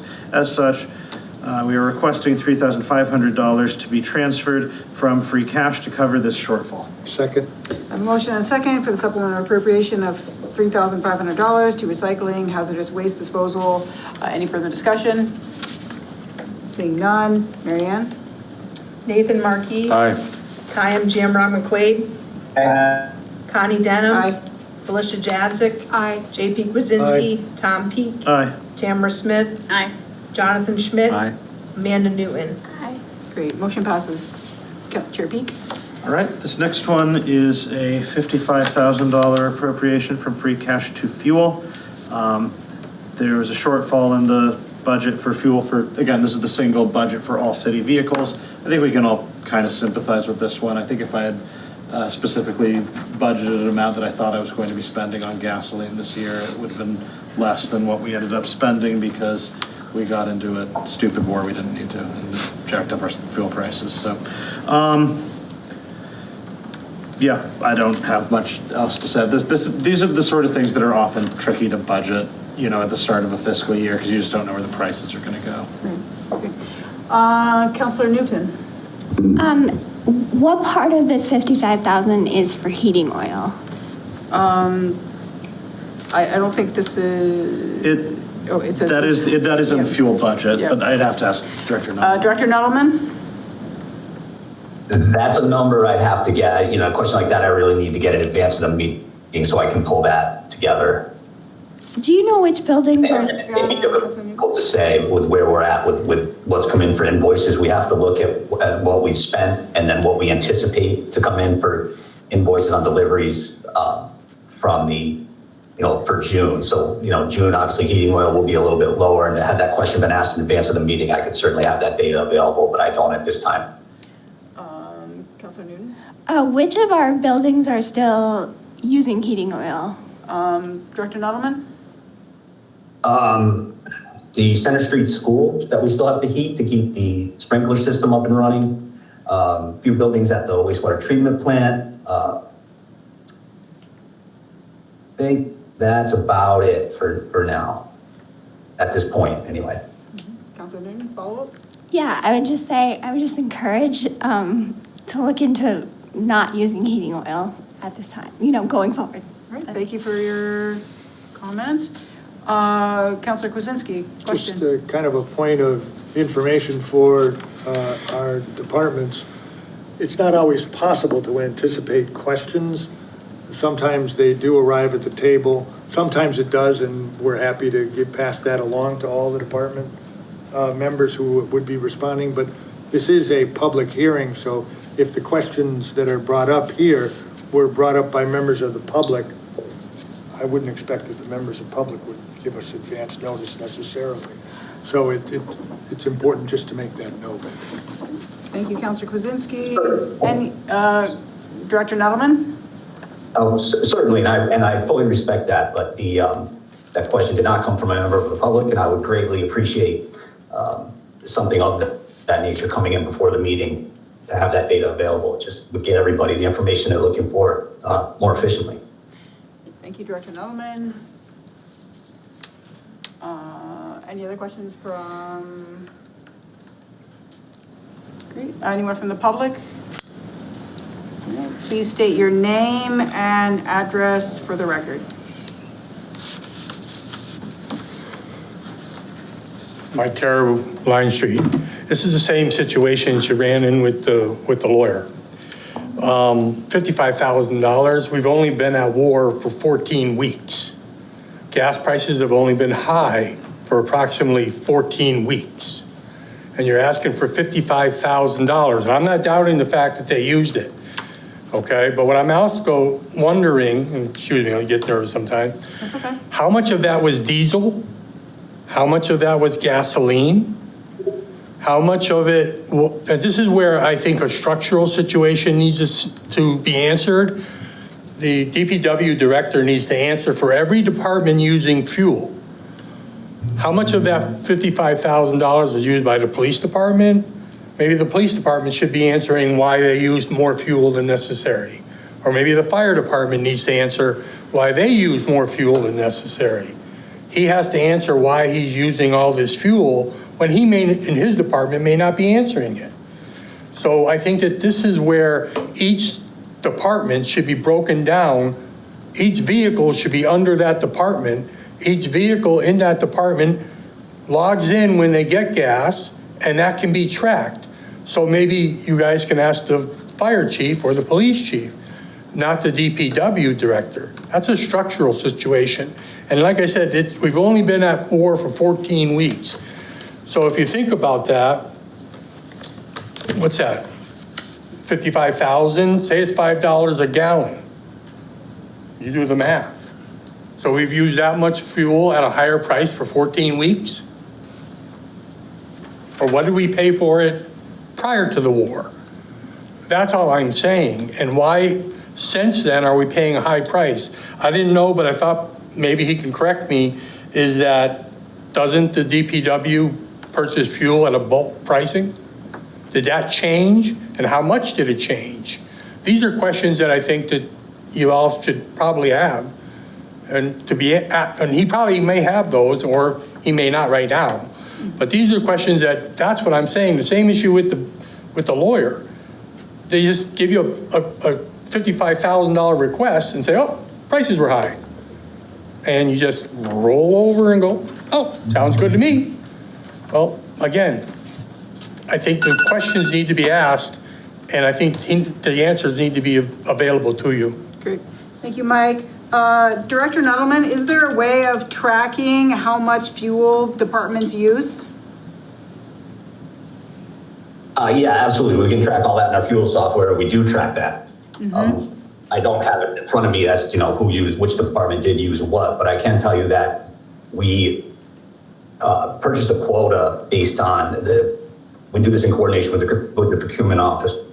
So we have to commit to purchasing X amount of gallons every year, and we do that at a point in time that is always advantageous in the fuel market. So we did that for this year. I'm just looking at some information I do have here. We had to purchase, we agreed to purchase 15,500 gallons of diesel fuel, and we've been billed, this is as of Monday, for 20,195 gallons. So we went over that quota a little bit. Obviously right now it's not a really very advantageous time to sign on to a fuel commitment yet for next year. So Mike and I have been talking and watching kind of what happens internationally to see if a better time to agree to that quota is on the horizon. So our agreement required us to purchase 32,000 gallons of gasoline. As of May 29th, we were at about 31,000 with the whole month of June to go. So. Mm-hmm. Great. And is there? We just did that. Go ahead, finish what you were saying, Director I Nuttall. was gonna say, we just do the best we can to estimate what the city's gonna need to get through the end of the fiscal year. And also to not agree to purchase, more fuel than we think we're going to need, because then we do have to purchase it. And it's not a perfect science. And is there a difference, or an increased difference between diesel and gasoline? I don't have all of that right here. I can see that the price jumped from $2.80 to $4.42 a gallon for gas. All right, great. Thank you. Councillor Newton? Yeah, I really appreciate how hard it can be to answer questions on the spot. I think I really am going to pick a little more about the difference between vehicle fuel and heating oil, because usually when Tom presents us with the numbers at these meetings, he usually has a breakout of the different things that is being spent for. So it'll, like, for example, the Medicare one, when it was read as $14,000 for teachers, $6,000 for whatever else it was for. So I think when I'm looking at these, I'm anticipating that, Councilor Peak is going to break out those two things for us, because that's usually how it is. I don't feel very comfortable about, I wish that they could be broken out. Okay. Director Nuttleman? They certainly can be. I need time for our staff to be able to pull that information together. So maybe that's something that we can work on in the future. Obviously, this isn't the first time that we've done this, and we've often just received a larger or kind of sum. But again, I think that just given the nature of residents being more and more fiscally concerned about, fiscally aware of city spending, Director Nettleman, maybe there's a way for us to work with you to kind of break those numbers down a little bit more so that we can be more informed with the public. But I see Councilor Peak has his hand up. Thank you, Madam President. Yeah, just to clarify a little bit. So first of all, I'm always a fan of as much detail as we can possibly get, so I can understand the situation, because sometimes we approve these appropriations, but they also come with suggestions. Is this something you could look into? It seems like this is going in a weird direction. Is that something we could talk about? So I always do appreciate the detail, but just to be clear, like when there's more detail than this on the appropriation request, the reason is because that funding is going to multiple accounts. We have one account for fuel for the whole city that is then used on various types of fuel and for various departments. I think that in general, that is a good idea and sort of similar to what we do for procurement. So the idea is that we will make a broad guess for what we're going to need citywide for these various things.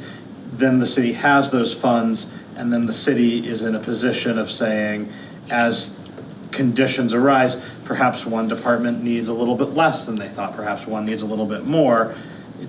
We don't have to be worried about making interdepartmental transfers back and forth to cover that.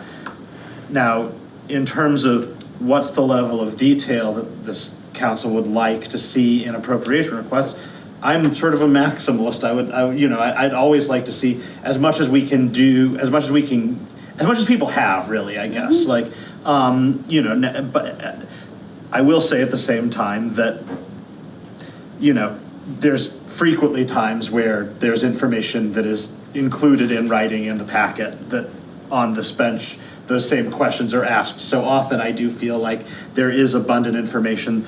In this case, it's quite a high level thing, but I just, if we're going to be getting into this thing, I would say that the first thing that we could do to have those conversations would be to deeply read that aspect of the packet before these hearings. That being said, I don't think that there's anything inappropriate with the way that this appropriation is scheduled, because it is all going to a fuel account. Now, if we want to have a broader conversation about the city's fuel use, whether that's appropriate, and whether we as councilors or members of the public might have some suggestions about things that the city could be doing differently, then I think that's entirely appropriate. But in terms of the fact that, what did they say, the that the price of gasoline for the last 25% of the year almost doubled. Like, it's not surprising that there was a cost overrun here. And I feel like I'm personally comfortable funding that. Councilor Markey? Thank you, President Denham. I just want to say I do drive a diesel vehicle. I'm almost fairly certain that all of the city vehicles, besides police cruisers or smaller vehicles, are going to run on diesel fuel. Diesel fuel has trended over the past few years $1 to $1.50 more than regular gasoline. Bigger trucks do not get the mileage that gas-powered vehicles get. There's different setups within the engines. I'm not going to get into it. So I am also comfortable with moving forward on this. I just do have the question of, I don't know if this is an appropriate question, but what was the budgeted fuel cost for the fiscal year? Director Nettleman, do you have that number in front of you?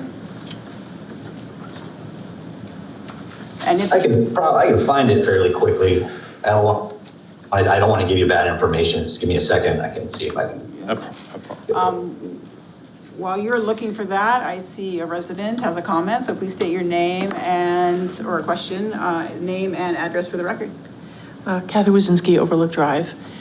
One of the things I would just want to say is that some of these questions would have already been answered had the city responded to some of our records requests about expenditures this year.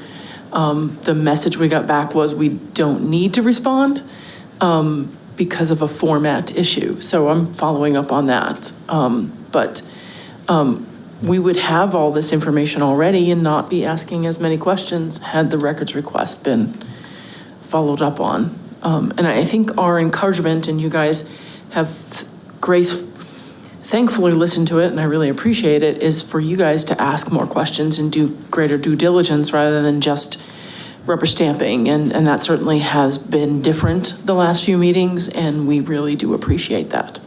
Thank you. Thank you. Director Nettleman. I'm still looking. Okay. Actually, Councilor Smith. First, I want to say that I'm in agreement with Councilor Newton that this particular charge seems really big. And the reason that I would want more information on this one is because of the electric fleet that we have in a lot of our department cars. So I'm just wondering what the big gas guzzlers are and what are they going to be used for in June that would make this necessary at this juncture. Director Nettleman. I mean, one thing I'd like to add to that is I can count on one hand the number of fully electric vehicles we have in the city fleet. Which is why we're asking these questions.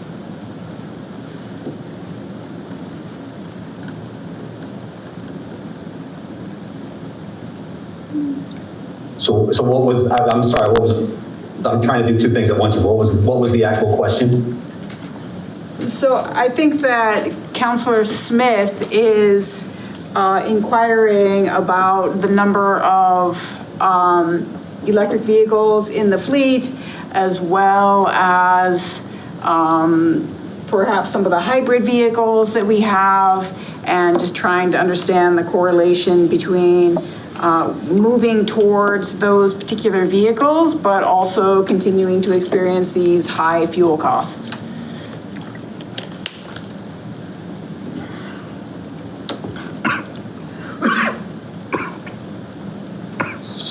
So, Councilor Smith.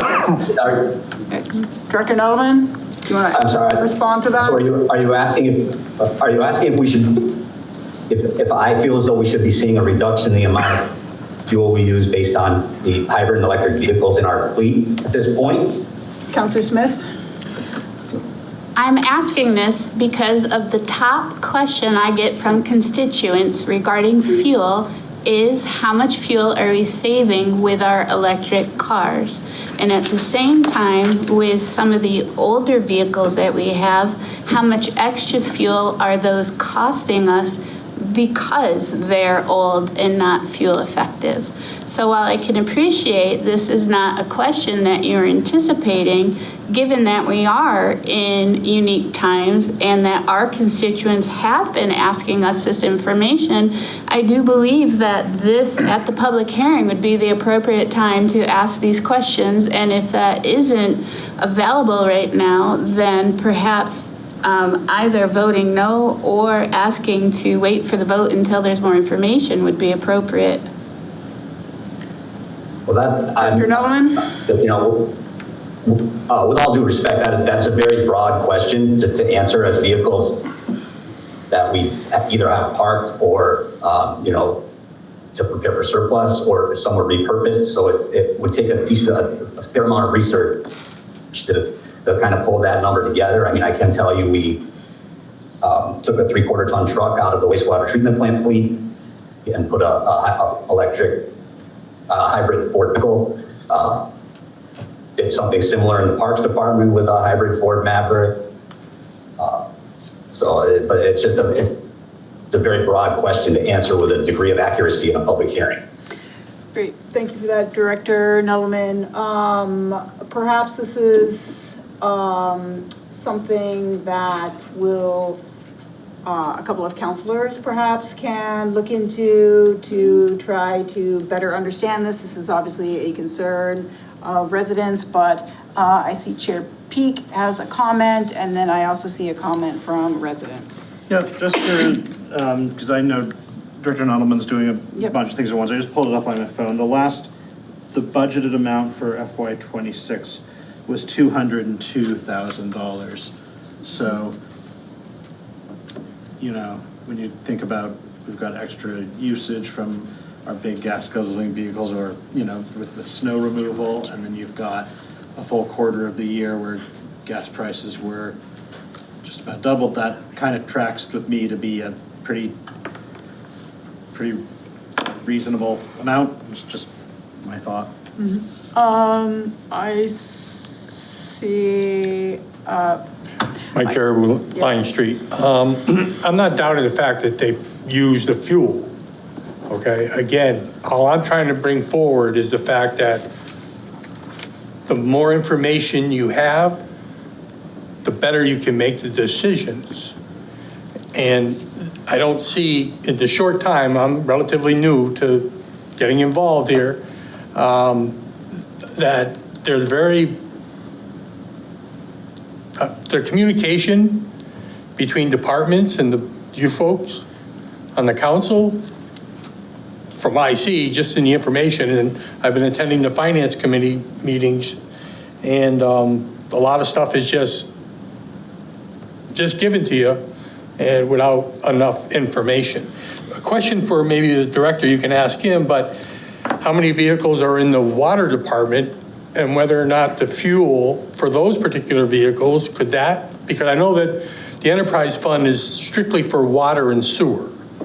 So if those vehicles are assigned to water and sewer specifically, can that, again, going by department, can the fuel for those particular vehicles come out of the enterprise fund as opposed to just coming out of, as you guys like to say, free cash? So that was just a question he may be able to answer. It may not be legal, it may not be right, I don't know. So it was just a question that came up in my head, and he's absolutely right.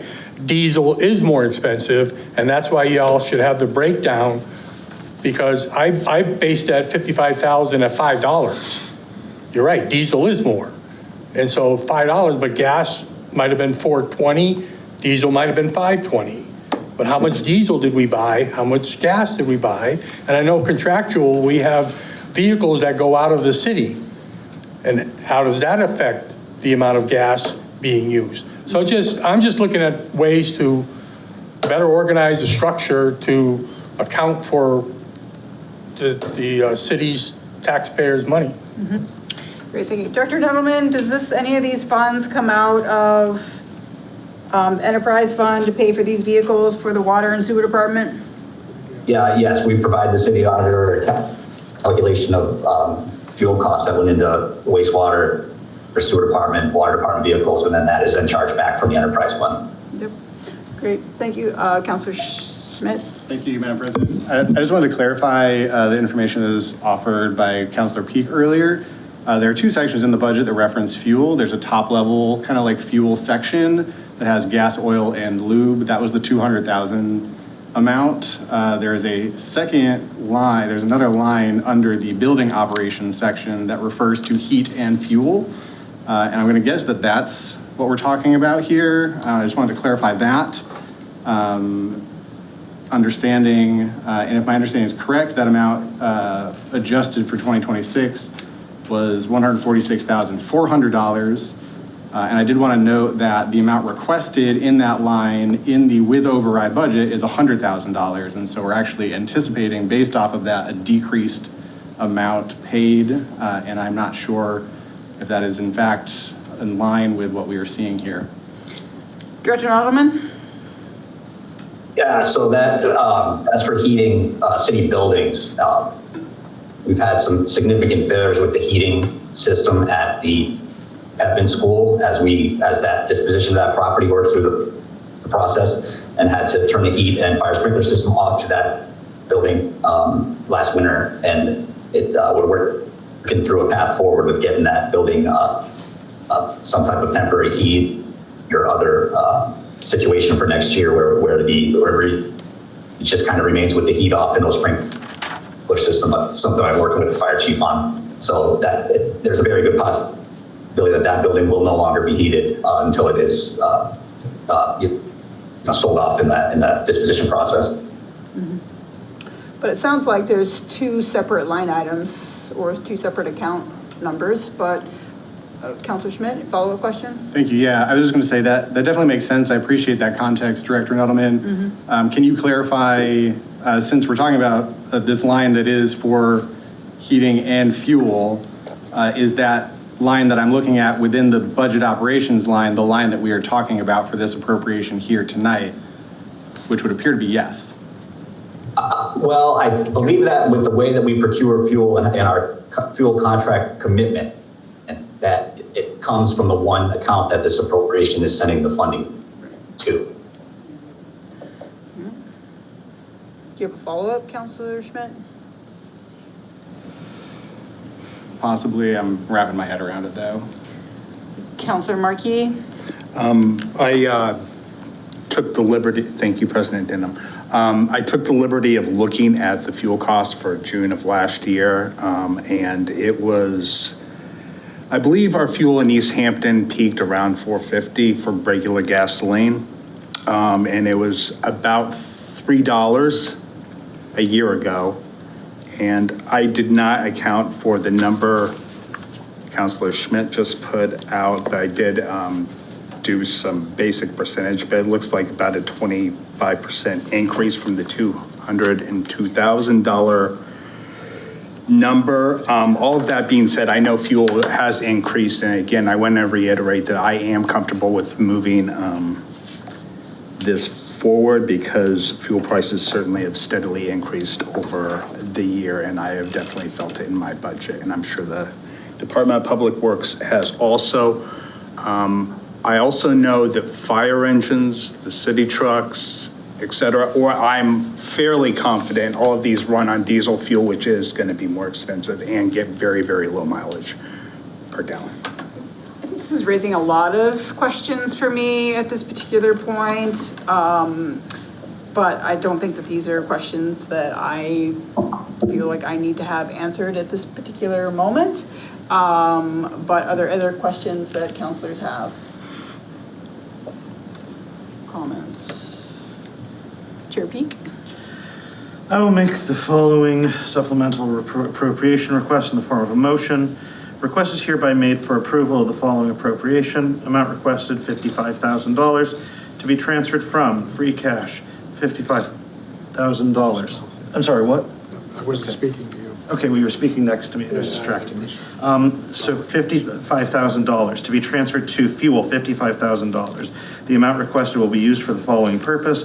We have experienced a shortfall in the FY26 budget for fuel for the city vehicles fleet and heating oil. We are requesting $55,000 to be transferred from free cash to the city fuel account to finish out the fiscal year.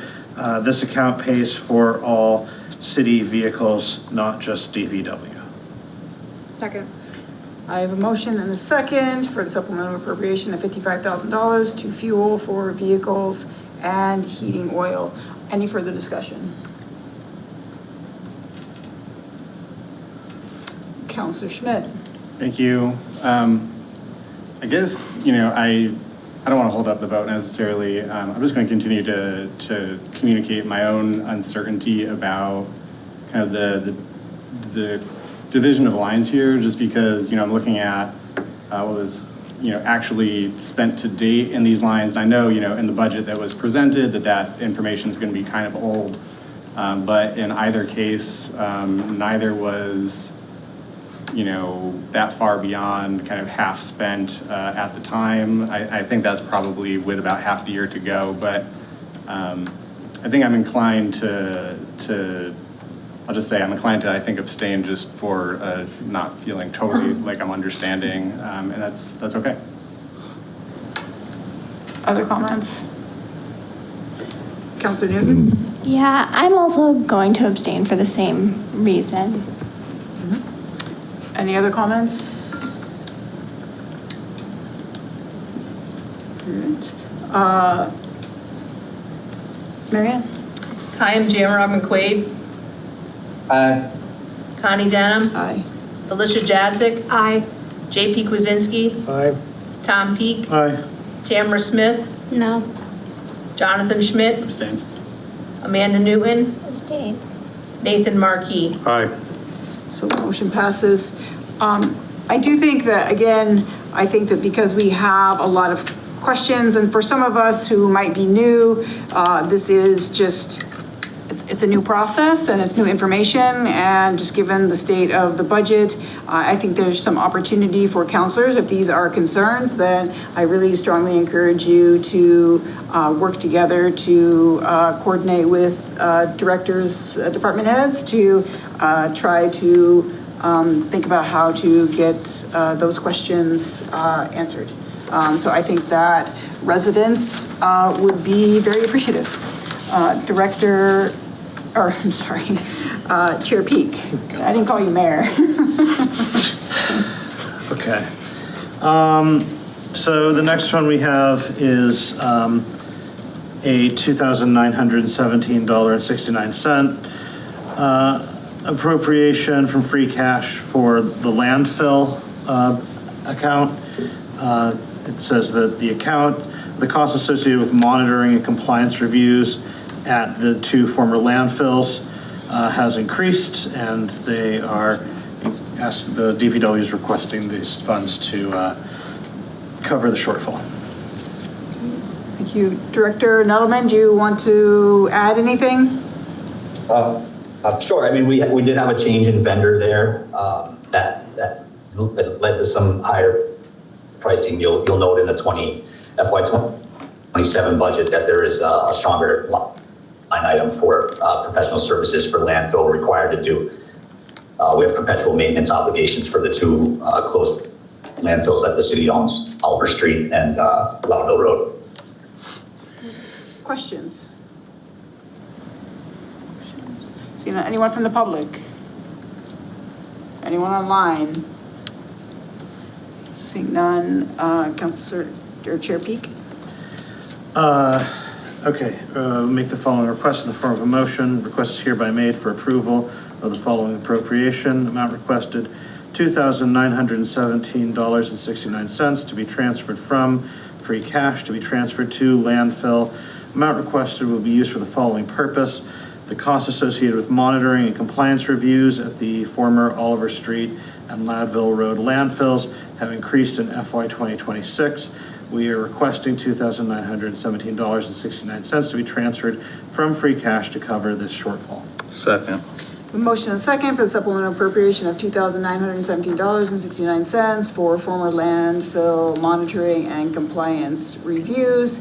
Any further discussion? Seeing none. Mary Ann? Connie Denham. Aye. Felicia Jazik. Aye. JP Kwasinski. Yes. Tom Peak. Aye. Tamara Smith. Aye. Jonathan Schmidt. Aye. Amanda Newton. Aye. Nathan Markey. Aye. Kayam Shamrog McQuaid. Motion passes. Chair Peak. Okay, this one's a little weird. So it's from free cash, not weird in like a bad way, just weird in a I've never seen anything quite like this, but it sort of makes sense when you think about it way. So it's an appropriation from free cash of $198,905.69. And it is going to be transferred to a diff fund revenue. And so okay, we talked about this a little bit in the fall, but some of you weren't there. DIF is District Improvement Financing. It's the idea is that you basically set up there's like special taxation situations in certain cases where there's big infrastructure related redevelopment going on. We have a setup like that was approved 2018, 2019, regarding the Ferry Street redevelopment project. Probably at that time, we should have set up an account to receive that money. The city never did it. It never came before the council. And so what that's meant is that these funds that have been coming in have just gone to the general fund, and then, you know, they're not part of any budget items, so they just don't get spent. They get rolled over into free cash every year. So we've just had this pot of money that kind of just keeps rolling over year into free cash. And now the city's hoping to capture it in a fund, all these back funds, they're hoping to capture them into a single revenue fund so that we can be clear as we start spending money on some of the infrastructure projects around that redevelopment that the money that's being spent is equal to the money that was captured,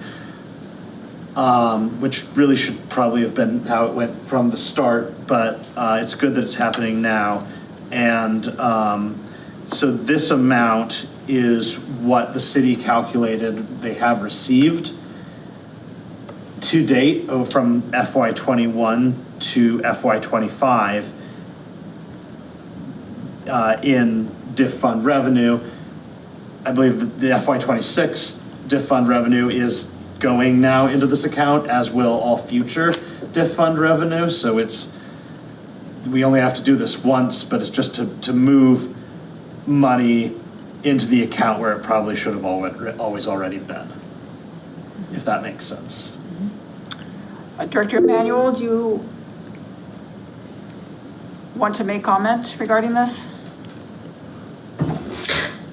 No, I thank you, Councilor Peak. I think you summed it up pretty well. It's a bit of a complicated thing to summarize briefly, but you did a great job. Thank you. Great, thank you. Councilor Shamrog McQuaid? Thank you, Madam President. I think I know the answer to this question, but just for clarification, I know that there is a borrowing aspect to the DIF setup as well to fund some of this work as well. Does this appropriation of funds affect the amount that the city has to borrow in the future, or would this be paying back the money that we're borrowing over time? Director Emanuel, do you want to respond to that? Yeah, so our intention was to use the funds that we have accumulated to pay as much of the costs for the infrastructure project as we can to limit the amount that needed to be borrowed, but moving forward, the revenue will pay off the debt service. Answer your question? Counselor Jamrock McQuaid? Yeah, okay, great. Yes, thank you. Yep, sorry, there was a delay, sorry. Any other questions? Counselor Kwasinski? I was just thinking, sorry. No, you're good. I Your hand is appreciate- always halfway. Well, so it was I'm kind of gonna halfway up assume, because yeah. when one processes, Yes. it's coming to fruition.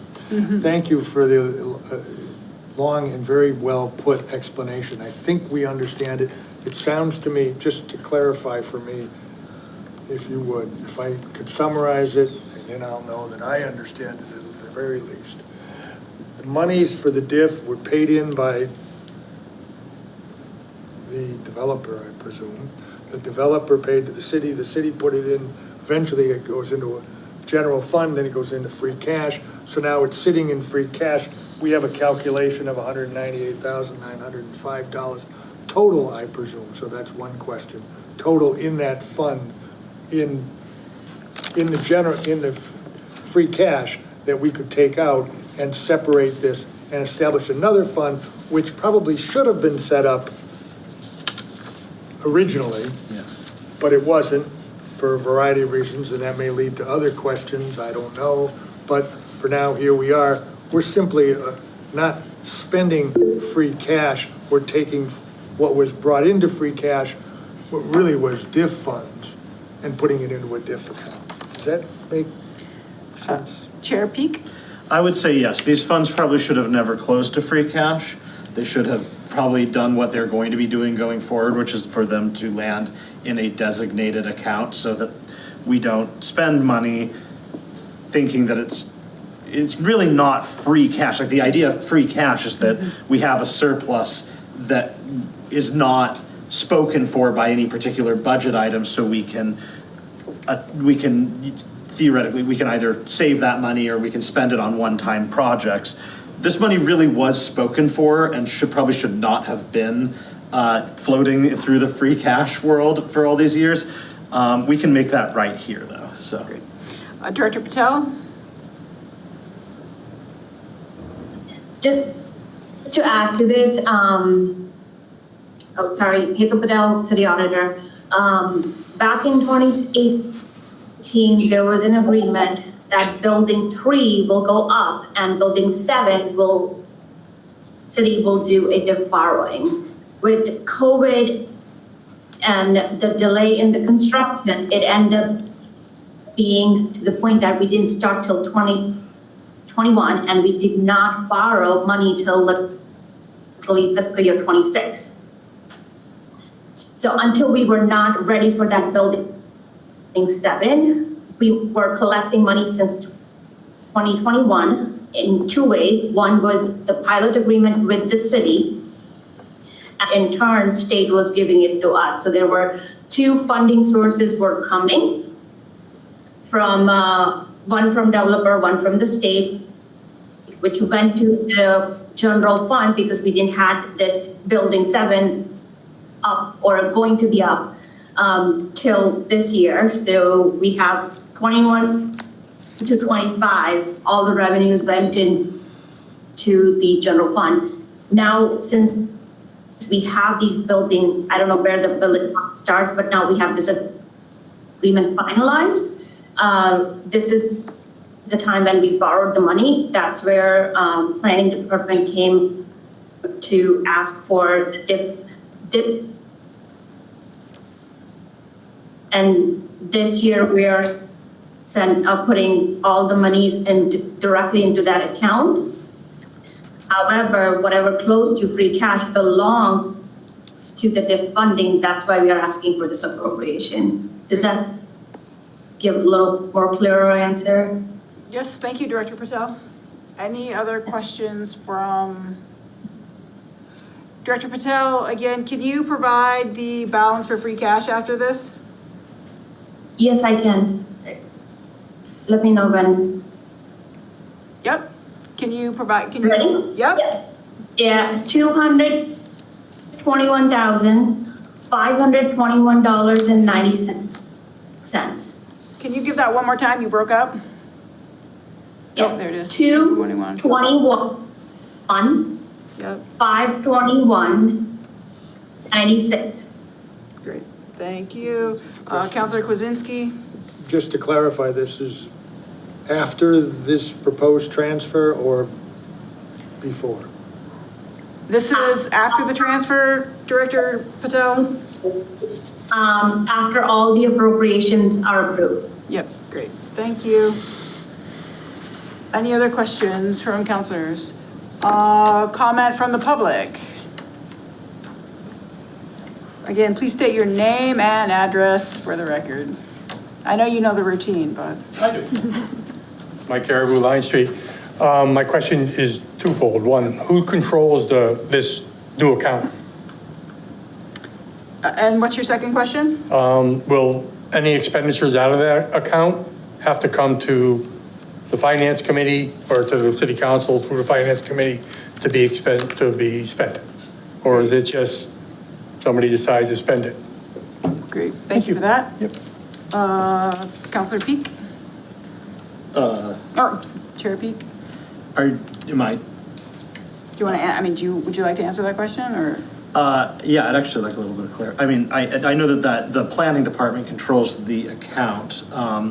In terms of whether funds spent out of, funds spent on that, well, perhaps Director Manuel. Director Manuel? Yeah, so I would say it's a collaborative effort between planning, auditor, and treasurer on this one with the borrowing being involved. So the diff was, as you mentioned, adopted in 2018. These accounts weren't set up. You actually need a diff plan that also was not done in 2018. And so that fund can only be spent on projects contained in the diff plan. And it's being spent on demolition to make way for public parking area. so if there's expenses, those will come to City Council for approval? No, I don't believe so. Great. Hadel, correct me if I'm wrong. No, you're right. This would not come to the City Council. But we will literally have very limited big dollar amount bills that we have to pay. But I can always provide City Council the detailed report once we start expanding out of this account. Yep, great. Other questions from the public? No one online. Chair Peak? All right, request is hereby made for approval of the following appropriation. I'll make this in the form of a motion. Amount requested, $198,905.69 to be transferred from free cash to be transferred to diff fund revenue. The amount requested will be used for the following purpose: to request an appropriation to transfer revenue collected from FY 2021 to FY 2025 related to diff fund revenue. Second. I have a motion and a second for supplemental appropriation of $198,905.69 to diff fund revenue fiscal year 21 to fiscal year 25. Any further discussion? Seeing none. Mary Ann? Felicia Jadzik. Aye. JP Kwasinski. Tom Peak. Aye. Tamara Smith. Aye. Jonathan Schmidt. Aye. Amanda Newton. Aye. Nathan Markey. Aye. Kayam Jamrog McQuaid. Aye. Connie Danham. Aye. Motion passes. Chair Peak? Okay, this one's fairly simple. It's a request for $650,000 to be transferred from enterprise retained earnings, which we were talking about earlier, enterprise free cash basically, to enterprise stabilization, which is the reserve account. So it would basically just take part of their operating surplus and put it in reserve so that they can then spend it on capital improvement projects related to enterprise in a future point. Great. Any questions from counselors? Any questions from the public? All right. Please state your name and address for the record. Kathy Wazinski, Overlook Drive. I'm just wondering how much of the sewer and water increase will go into retained earnings and other, the other lines within the enterprise fund, and how much do we anticipate the increase to generate for income for the enterprise fund? Thank you. I don't know if Director Nuttleman has those projections available. Yeah. Director Nuttleman, are you still on the call? Yeah, it might take me a second to pull up that projection for our retained earnings for FY26. We don't have that until we don't have an exact number until it closes, but I do have some from the rate hearings that I can access fairly quickly here.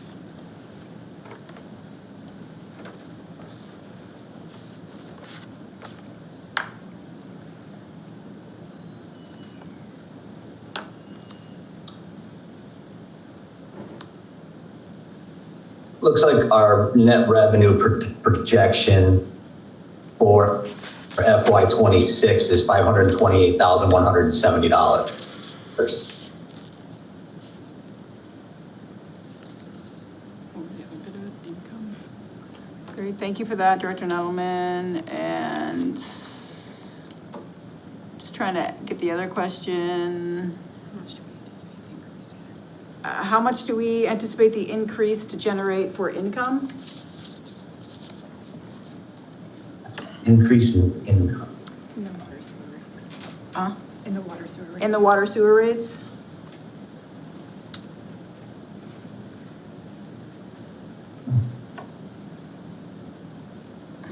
Trying to look at the best number to give to answer that question. Yep. Looks like 108% would be our revenue to expense ratio, if that answers the question. I'm not sure that it does.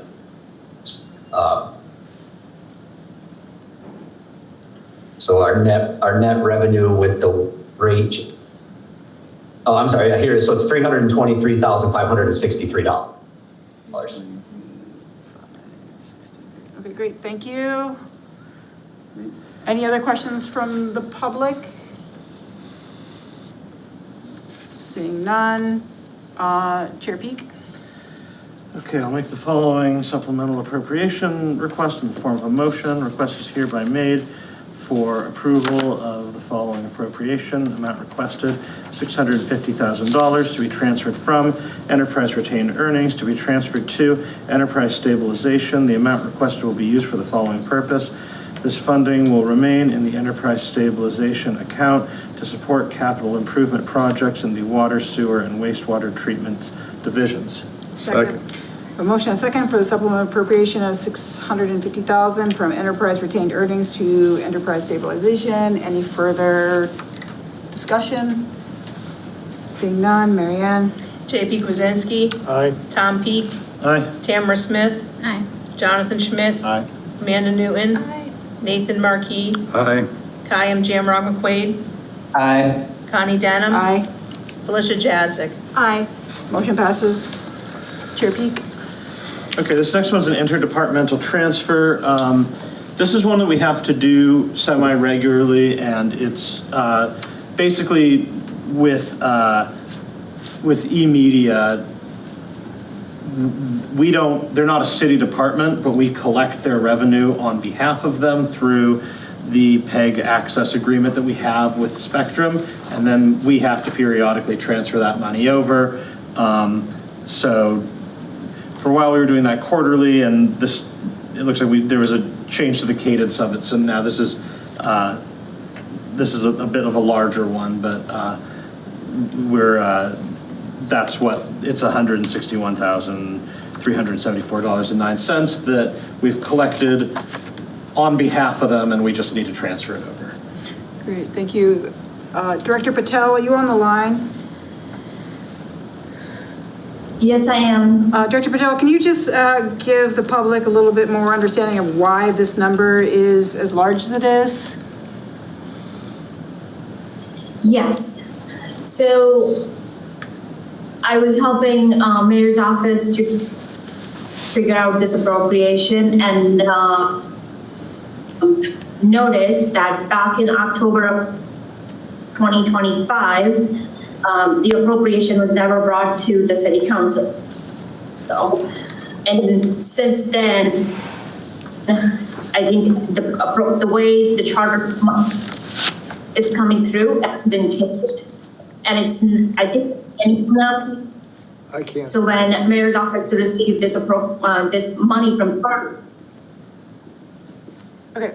Did something The happen? reception, the reception's bad. Maybe if she cut off her. Yeah, can you turn your camera off?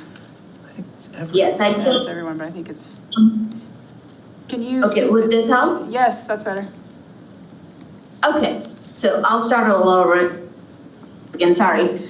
But I was helping Mayor's office to do the appropriation. I noticed that back in October of 2025.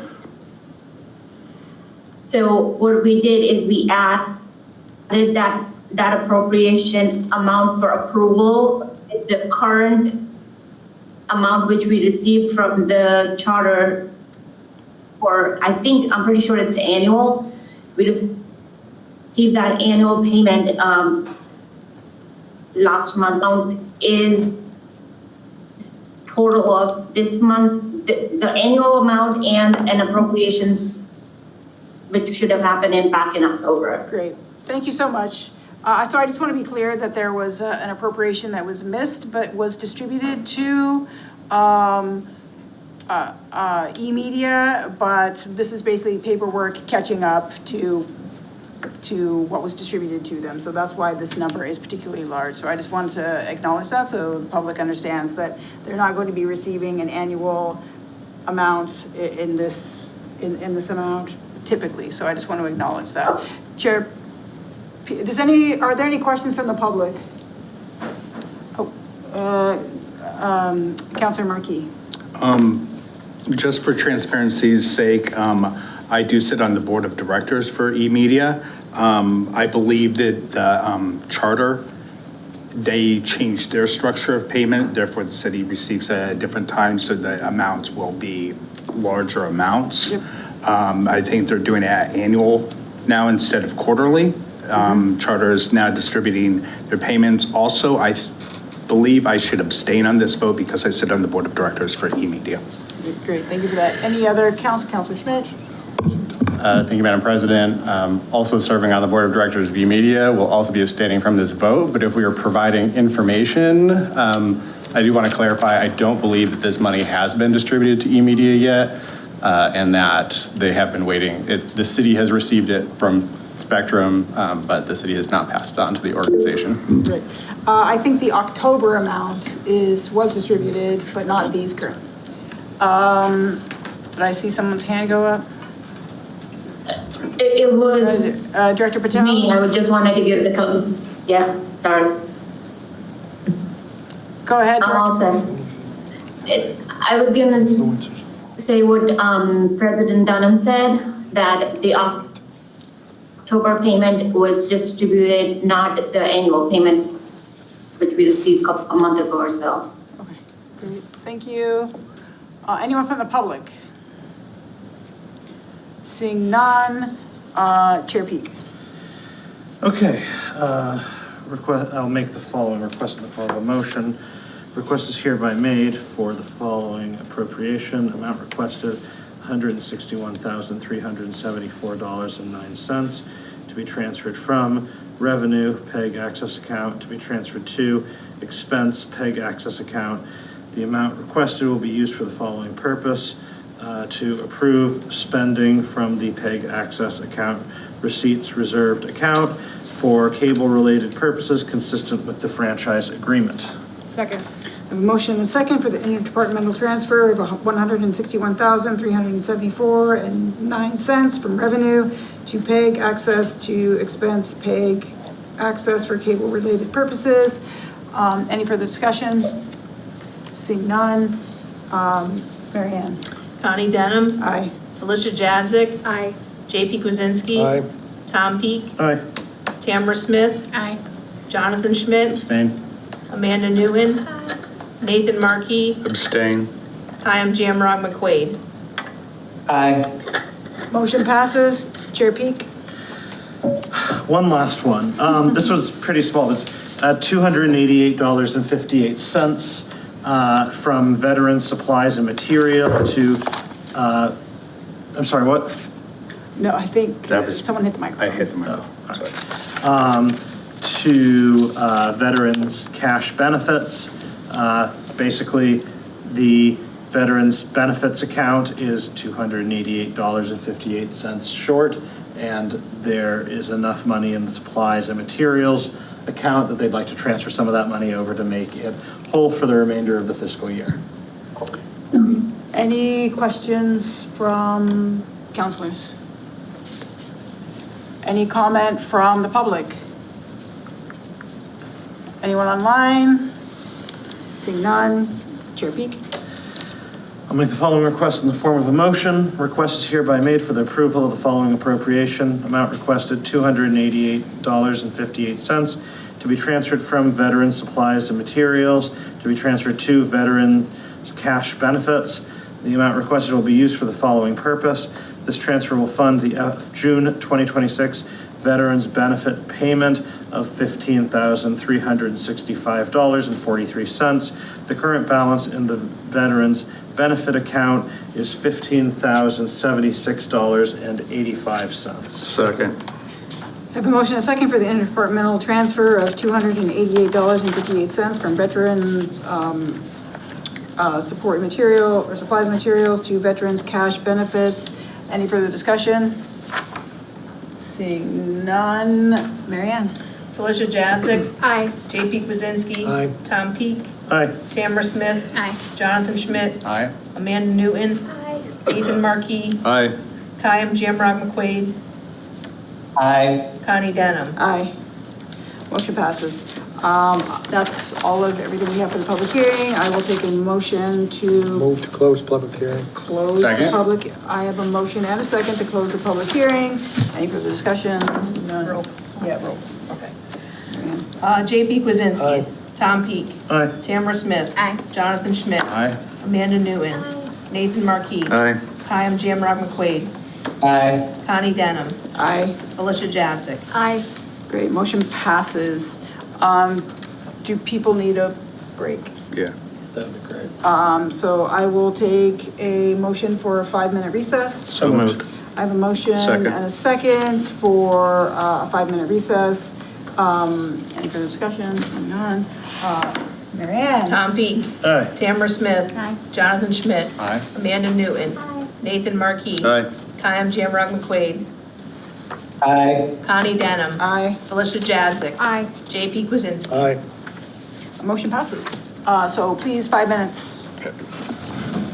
All right, so we are back together. Moving on the agenda, items for immediate attention, city council action request for a city council resolution opposing a proposed cell phone tower at 1 Cook Road, Southampton, Massachusetts. Councilor Smith, I will turn it over to you to provide context for this, and then I will ask if folks want to move this to committee, but can you for now provide context? Sure. There was a Southampton Planning Board meeting that took place at 7 o'clock on June 3rd, which was at the same time as our last city council meeting. And at the time, we had written a letter opposing the location of the cell phone tower and just following up with a resolution. And one of the things, since ironically, Easthampton Media records city meetings for Southampton as well. We could go back and look at the recordings for it. And my main concern is that the planning board is saying that in the city of, in Southampton, it can't be over 100 feet on the perimeter when you're on a public access road in Southampton. So it meets that, but if you look at a public access road in Easthampton, it absolutely does not follow that same principle. So concerned that that this is very unsightly and extremely close to Precinct 5 residents. And so the text of the resolution, I'll go ahead and read it into the record now. Yep, just wait 1 second. Does anyone want to send this to committee without reading or taking immediate action or immediate consideration for this? Chair Peak. Given that it directly relates to the functions of a multi-member board in an adjacent community, I do think that the most appropriate thing would be for it to go to Rules and Government Relations to just make sure that we have all the relevant information before we do anything on this. Great. Councilor Smith, do you know the timeline for that committee's next vote? I believe the next meeting is going to be on July 8th. Okay. So I will take a motion to send this to Rules. A second, Tom. I have a motion and a second to send this to Rules. Any further discussion? Seeing none, Mary Ann? Tamara Smith. Aye. Jonathan Schmidt. Aye. Amanda Newton. Nathan Marquis. Aye. Kayam Jamrog McQuaid. Aye. Connie Denham. Aye. Felicia Jadzik. Aye. JP Kwasinski. Aye. Tom Peak. Aye. Motion passes. Communication from none. Correspondence, seeing none. Mayor communication, is the mayor on the line? He is not. President and Vice President communication, just want to acknowledge that June 17th is the birthday of Easthampton, so happy birthday to our lovely community. And Vice President Jadzik, right, if you didn't notice, it says it right there, but. Don't you have eyes in the back of your head? I was informed earlier. Thank you, President Denham. So I'd also like to acknowledge a few things. So first, on Friday, it is Juneteenth. I want to say a few words about this. This acknowledgement, Juneteenth is also known as Freedom Day. The purpose of it is that it commemorates June 19th, 1865, which is the day that enslaved African Americans in Galveston, Texas, finally received word of the Emancipation Proclamation over 2 years after it was signed. So I think I would like to just have us all acknowledge this because it's not a holiday if you have the day off. It's not a day to have fun necessarily. It's a day of both celebrating freedom, yes, but really about reflecting on our history, reflecting on the inequities that still exist today, the contributions of Black Americans to our country and our society, and really, I think personally, a chance to recommit to equality and equity, which is something I believe we should all be striving for. So I encourage everyone to use this time, whether you are working or not working, to really reflect and further educate yourself. You may also wish to participate in local community events, of which I'm sure there are many around.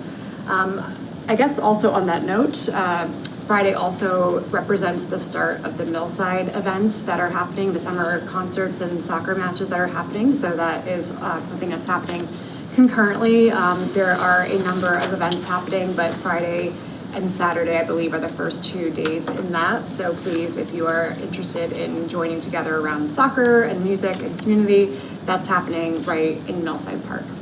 I'd also like to note really briefly that the Easthampton Fire Department is partnering with Bay State Health Blood Donor Program, and they're hosting a blood drive on the 29th of June from 9:30 to 1:30 at the fire station. And so folks can make an appointment, or you can just show up and donate blood, which is a really important thing.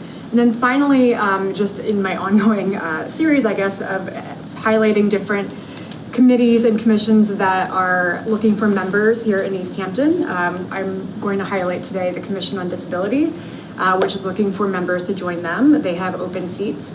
The Commission on Disability, in conjunction with the Americans with Disabilities Act, is focused on bringing Easthampton into compliance with all the various rules and regulations that are related to disabilities and disability access here in the city.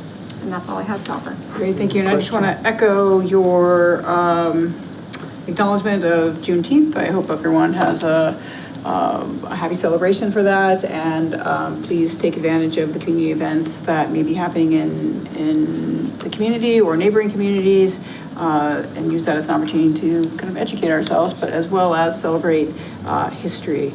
Councilor Kwasinski, do you have a question? Just a follow-up on Councilor Jadzik's information. For those who may not have the information, maybe you can help if anyone's watching this streaming. How does one get into the mill? Do you just walk up to Millside? Are there tickets? Are there places to register? Is there a process? How do you go? Yes, thank you, Councilor Kwasinski. That is a great question. I believe that the mayor has requested that people pre-register to attend. It is completely free to attend, but my understanding is that to allow for head count and understanding what kind of crowd sizes we'll be expecting, folks are being asked to register in advance, but I think there will also be a way to register on site if you are not able to register in advance. And there is a website associated with this event series, which is millsidesummerevents.com, which is where you can go and register there. But there will also be, I believe, a kiosk on site at Millside Park if you don't have access to the website or you are not able to do that in advance. That's great, thank you. Thank you. Thank you. Councilor Marquis. Yes, thank you, President Denham. 241st birthday of Easthampton. Summer reading signups begin for all ages. I want to say that again, for all ages, next Monday, June 22nd at the Easthampton Public Library.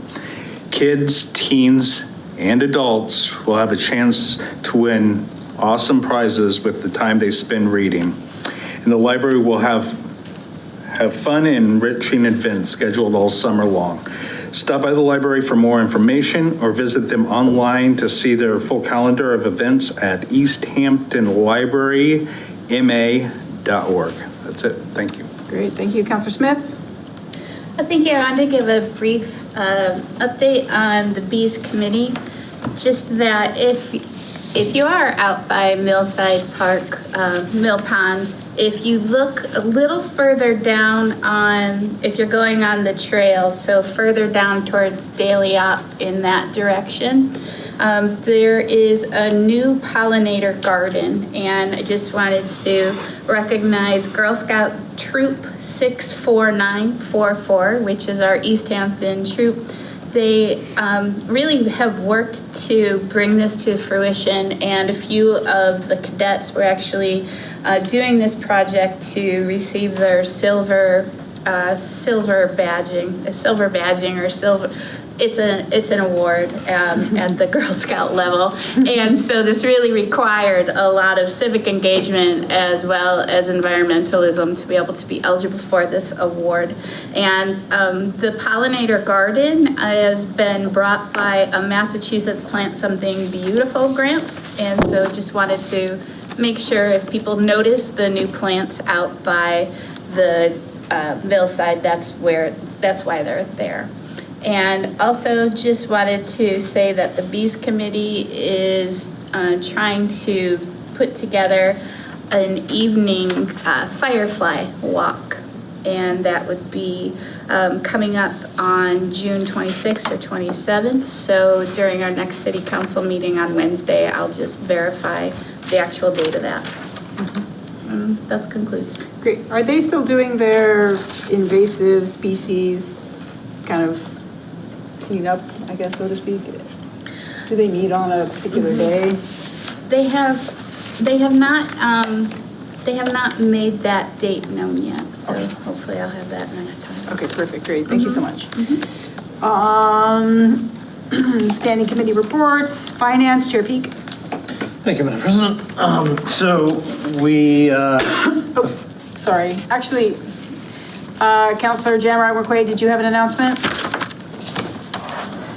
No, I'm good. Okay, great, sorry, Councilor Chair Peak. thank you, Madam President. We have met a whole bunch of times. I don't even know, a lot of times, but yeah.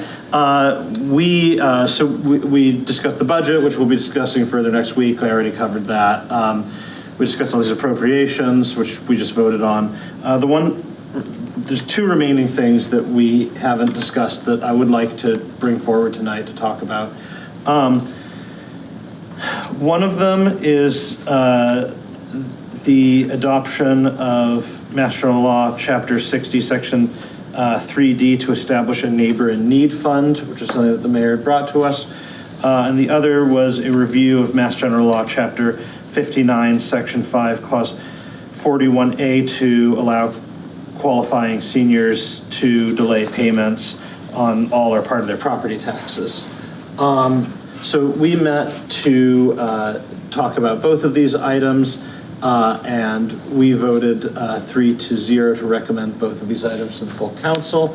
I think that there was a good deal of discussion and a certain amount of, I think broadly, if I were to characterize it from my perspective, a sense with both of these that it's a little unknown how big the impact would be, but that certainly,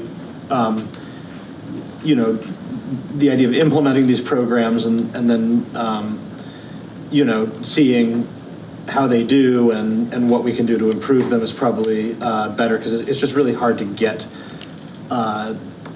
like any of the data to really know really well in advance sort of how a lot of this is going to play out. But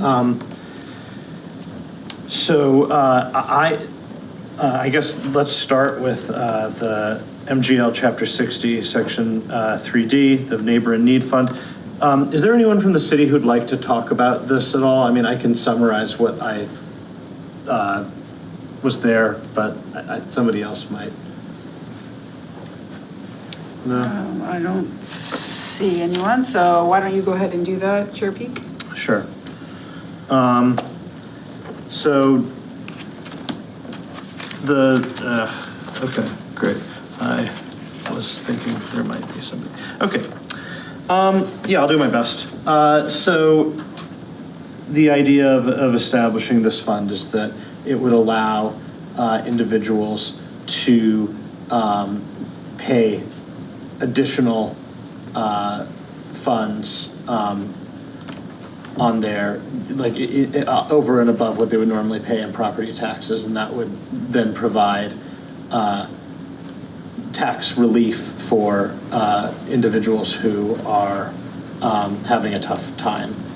I believe that in this particular fund, Dan, do you remember, this is the particular fund that this is, because there were two funds, I'm sorry, a lot has happened. One of these funds was specifically, one of these funds could just be implemented without the city council. The other one didn't. And one of these funds had a specific, like, one of these was specifically for like low income seniors, and the other one had a broader group around it. Can you please state your name and role for the city? Dan Tadonic, Board of Assessors. Yeah, and let's just focus on Chapter 60, Section 3D. Yep. This one, I believe you have to accept this as, it's a state statute, and it allows for a checkoff on the tax bill, where taxpayers can donate from $1 up to however much they want. And then that goes into a fund that people could apply for tax relief.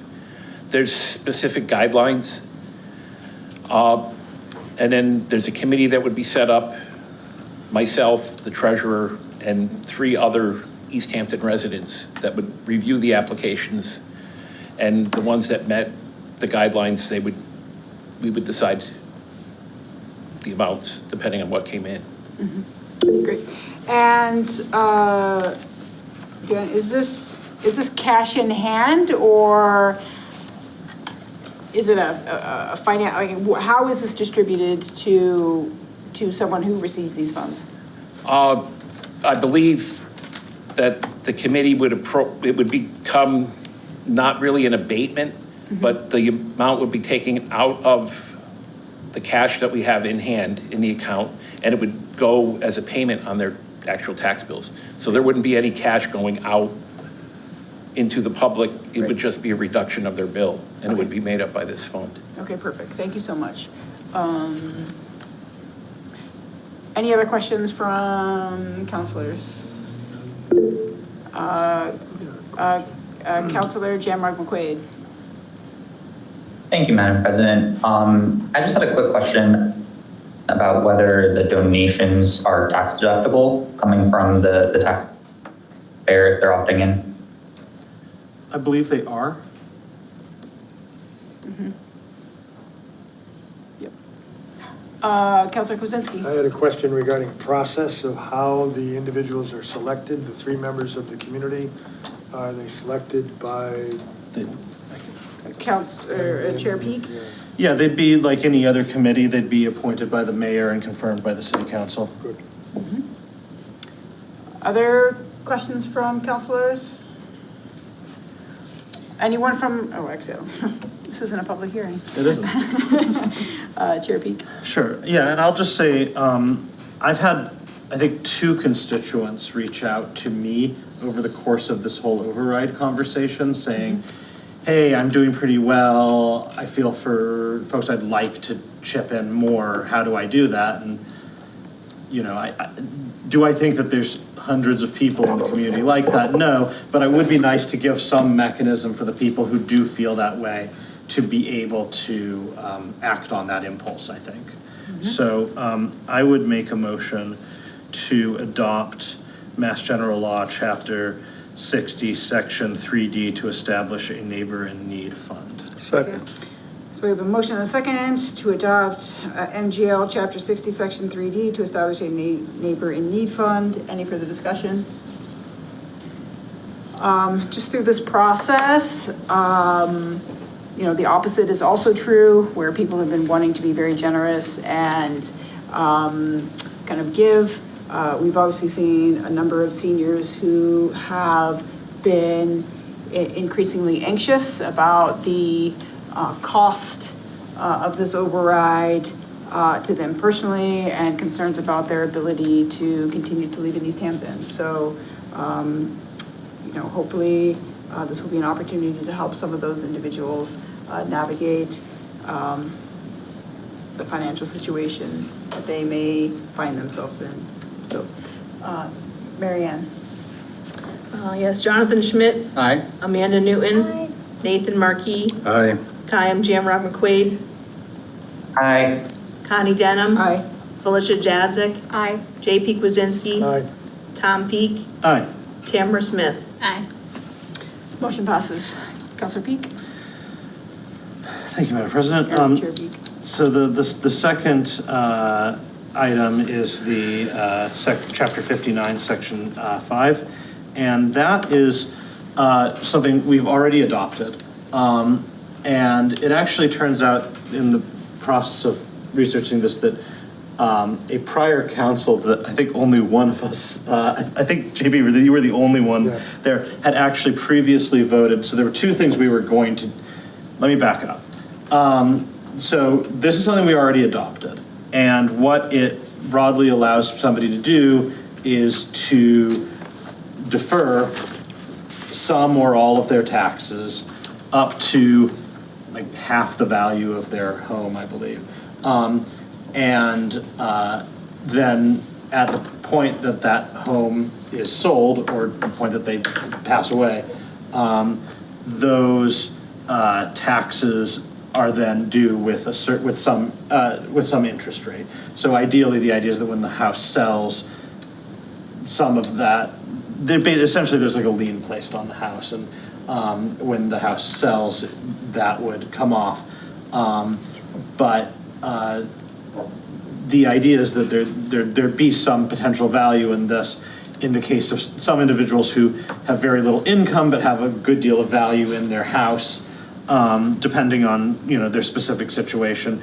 There are a few sort of levers that we can pull when it comes to sort of customizing this policy under Mass General Law.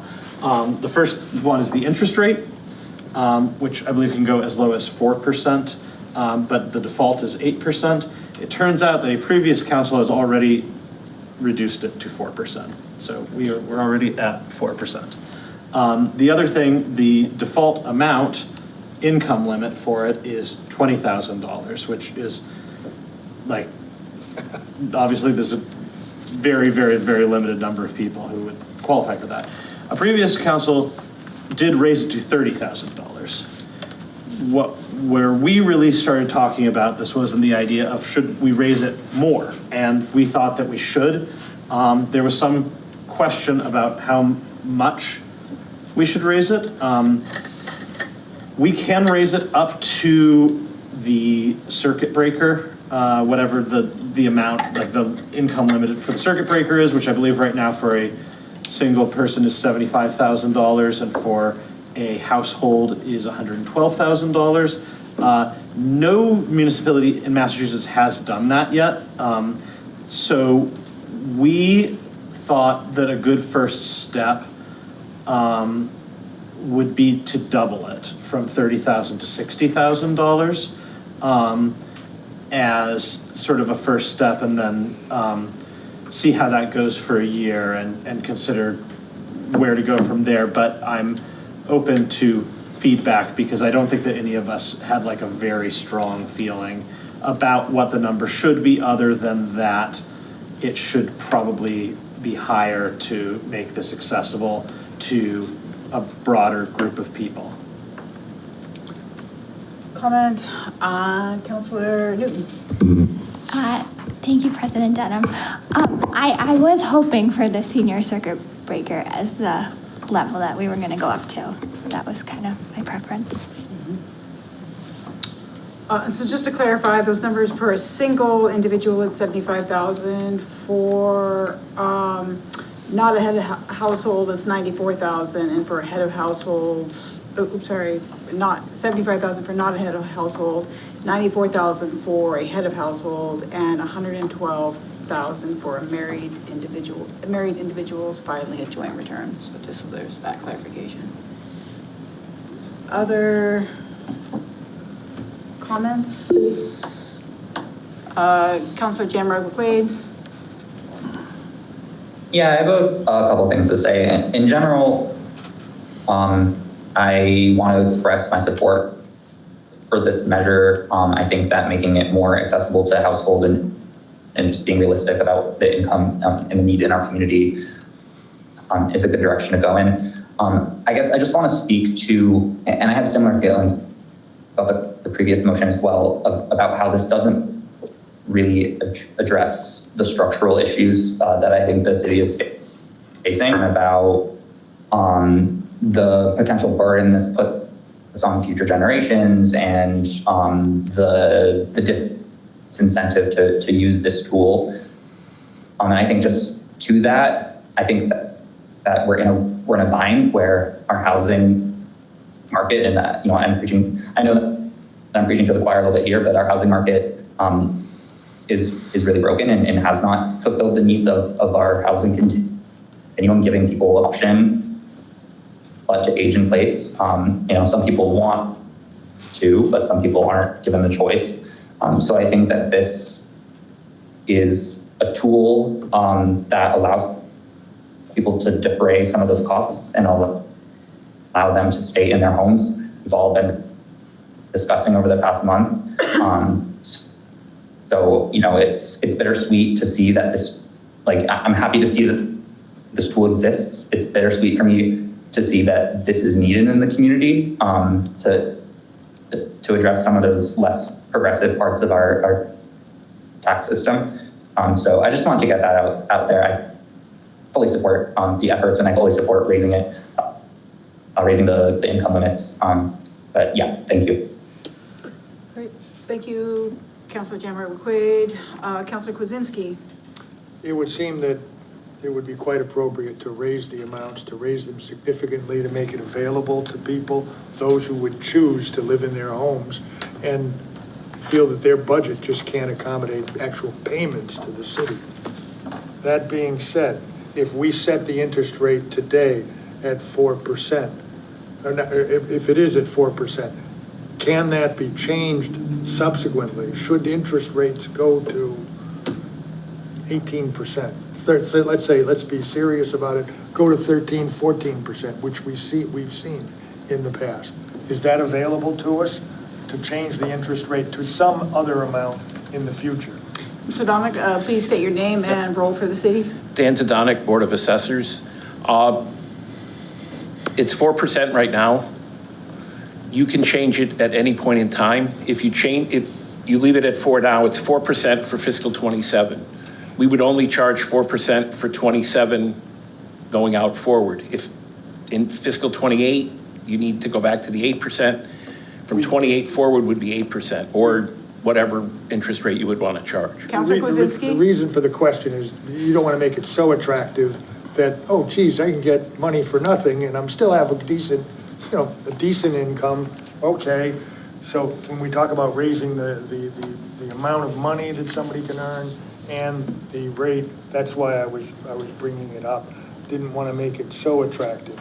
But I think we need at this time to go to a much higher rate. And I would definitely endorse the 60 and could be persuaded to go to a higher amount for income. Mr. Zdonik, do you have more to say? No, I'm just waiting in case there's. Oh, okay. All right, it looked like you wanted to say something, Nope. so I wanted, Councilor Schmidt?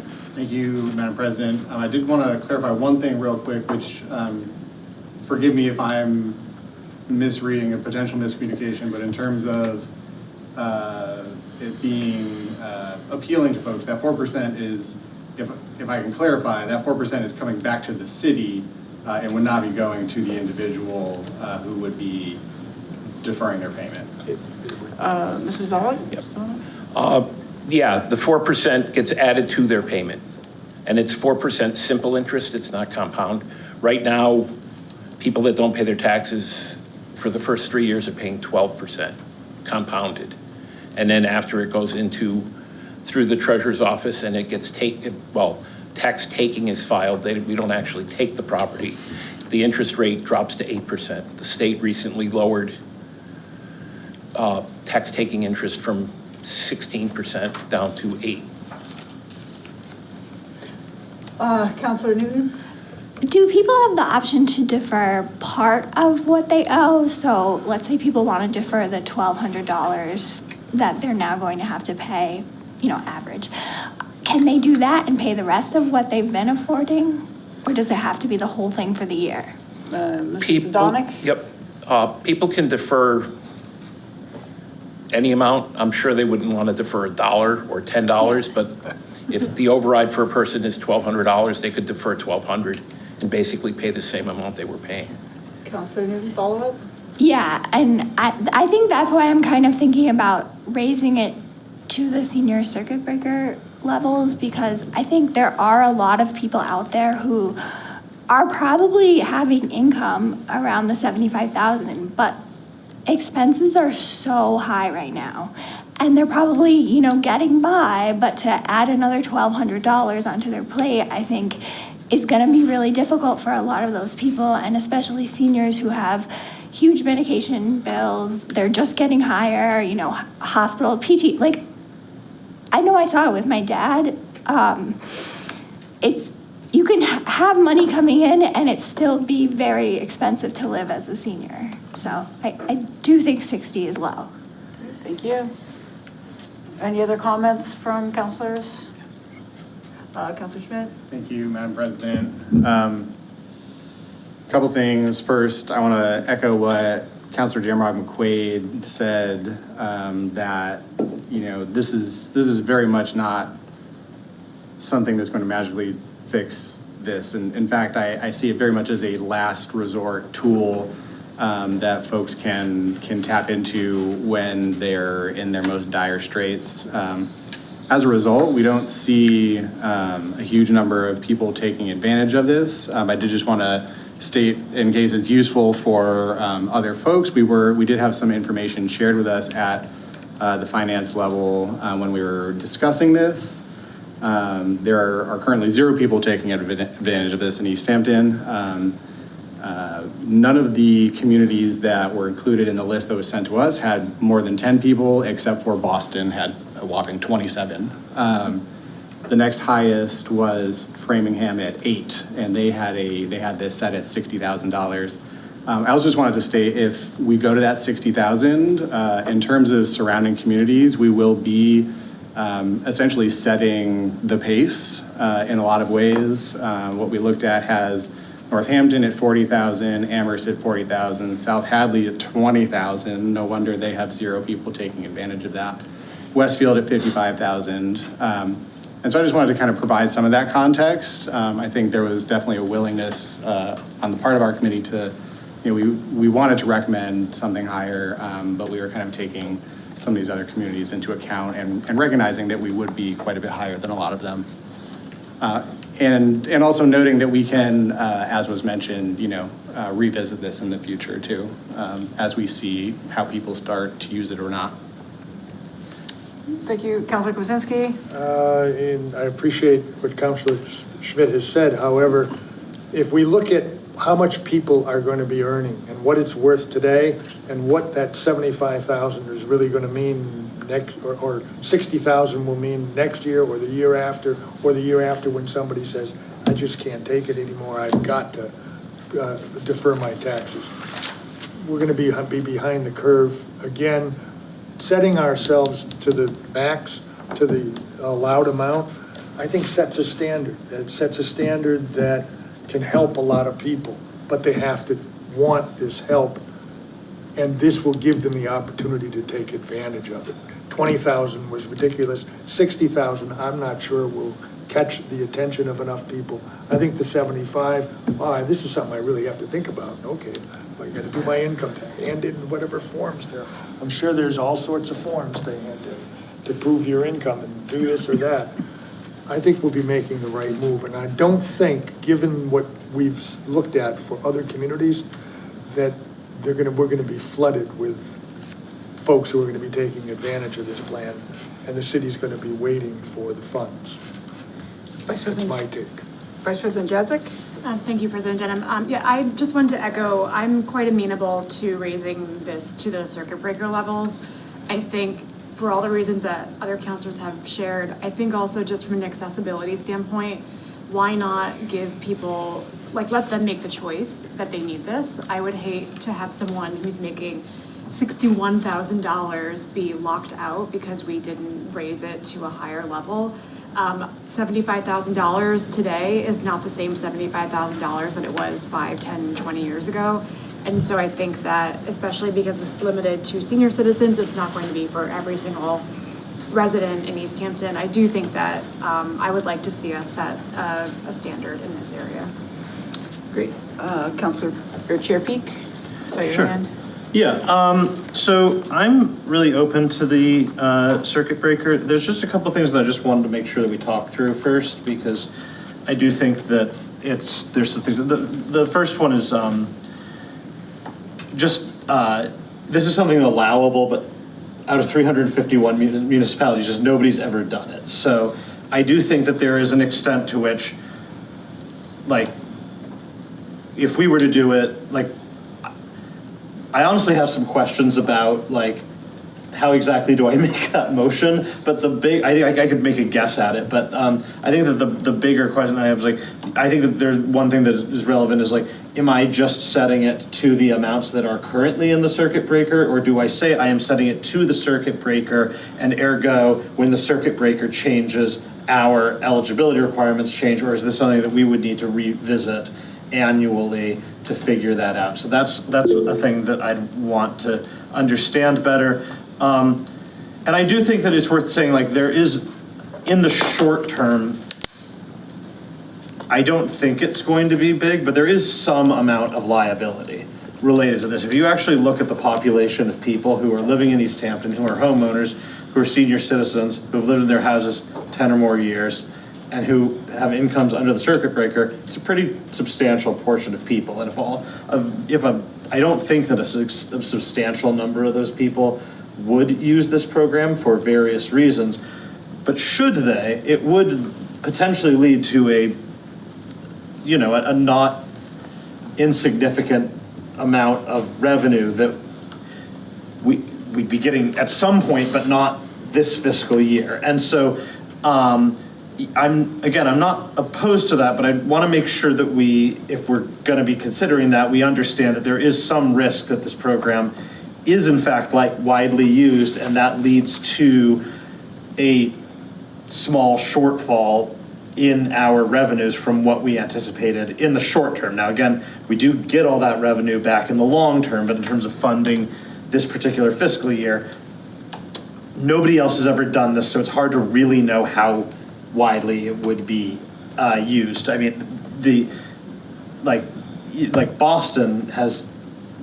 Councilor Schmidt, do you remember do you have the Boston number up? Yeah. Wealthiest city in, I think there was only one that did circuit breaker and the rest were a fixed number. They didn't even do the circuit breaker. They just did, there was one city that did, this is for a household, a single person, this is for a household. Dan? Dan Zadanek, Board of Assessors. Walpole had levels of 61 and 92,000. Right. And they granted one. So maybe it's just fun. Councilor Newton? Thank you. I just think that if we can capture even like one person, it is worth it, and there's not really any skin off our back. I just feel like it's okay to be the first ones to do something. Like, somebody has to be the first to do something in everything, and I think that's fun. Like, yeah, and we could always just change it next year if it's catastrophic, but I don't think it's going to be. It's just going to be there just in case there is someone who needs it. Councilor Kwasinski? I agree with Councilor Newton. If we change it, I would suggest that we give ourselves some kind of, I'm going to call it a little bit of elbow room by saying we not attach it to the circuit breaker, but that we go to the circuit breaker amounts that are current. And that way we know, okay, this is kind of stable and we know what the figure is. We know what the numbers are. Okay, that's what the current circuit breaker numbers, not ergo, if they become future numbers, they change. Now we're bound to that. I don't know, it leaves something out of our control. This leaves it within our control. That would be my suggestion. Councilor Jamrock McQuaid? I have a couple questions that I think maybe Dan could answer. My first question is, in terms of timeline, is there an urgency to pass this tonight? Or if we pass this, is there a significant runway until a resident could apply and actually see a reduction in their bill? Dan? Yep, Dan Zadanek, Board of Assessors. You have to adopt, any changes for fiscal 27 would have to be adopted by the end of June. So basically, it's tonight's meeting. Applicants could come in as early as July 1st and apply. And it would take a while to go through the deferral, but it would be retroactive back to July. Councilor Jamrock McQuaid, follow up? Yeah, my other question was just related to, like, if we do go higher, and then we have to come back, if there's a potential consequence that we didn't foresee and we want to come back and lower it again, I guess I would just be confused at how, as the money that they have already deferred stays deferred and they just pay that off? And then they can't reapply for it? Or do they owe all that money back all at once? Or Mr. Zadanek? I've had only one person take advantage of this in my entire career. And they did it twice. They had to take and pay off their entire balance so they could transfer the property to their kids. And they kept a life estate. And then they put it in for a year after that. And then they ended up selling it.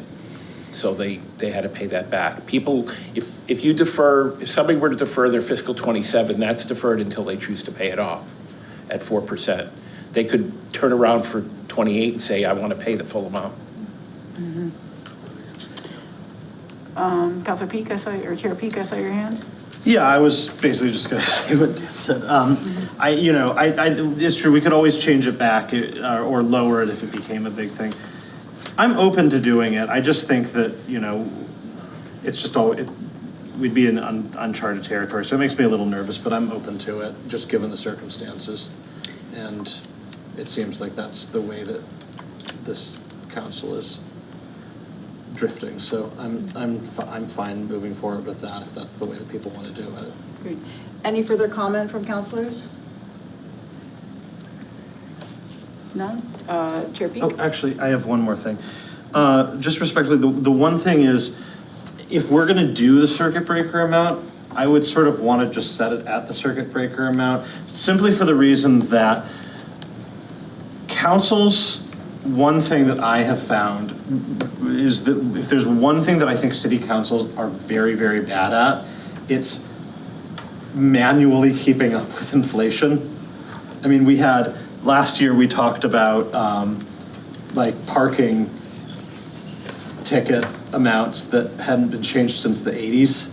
Like, so I do think that I'm sure that when the initial council set this and said 30,000, that seems reasonable. Like 30,000 was a different amount of money, but it just these things can change faster than you think.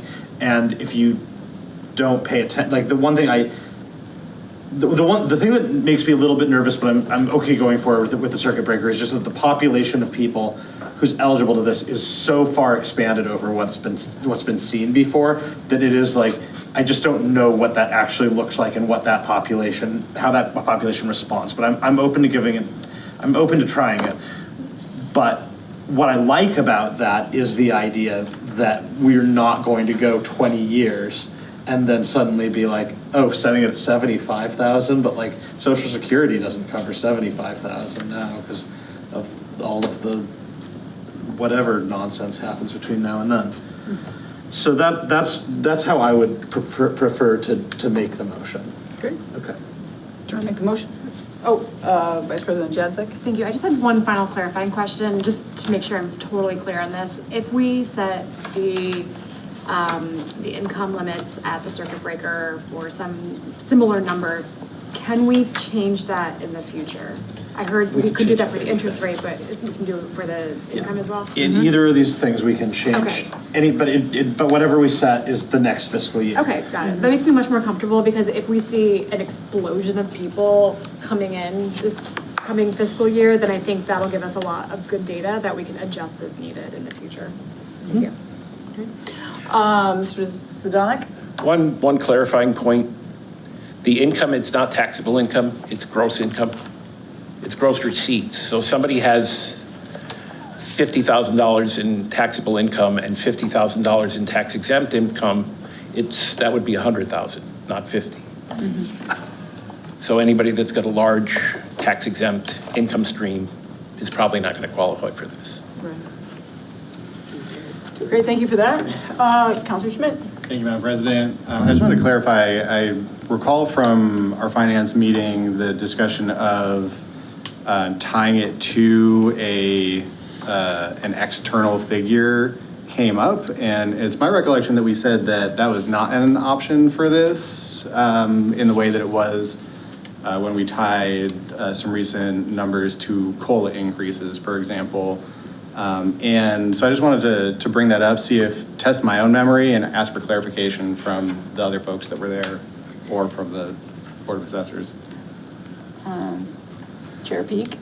Yeah, this is an element of this that continues to genuinely confuse me, and I've read like the MGL and I still don't get it because, well, for reasons. But it says up to the circuit breaker amount, but what is not clear to me exactly yet is whether that means that if I set it at the circuit breaker amount, then what the town should do is to then say every year, whatever the circuit breaker amounts are, to update that. Or if that just means that that is the highest amount that I'm allowed to set it at, but that what is being set is a dollar amount. That continues to confuse me.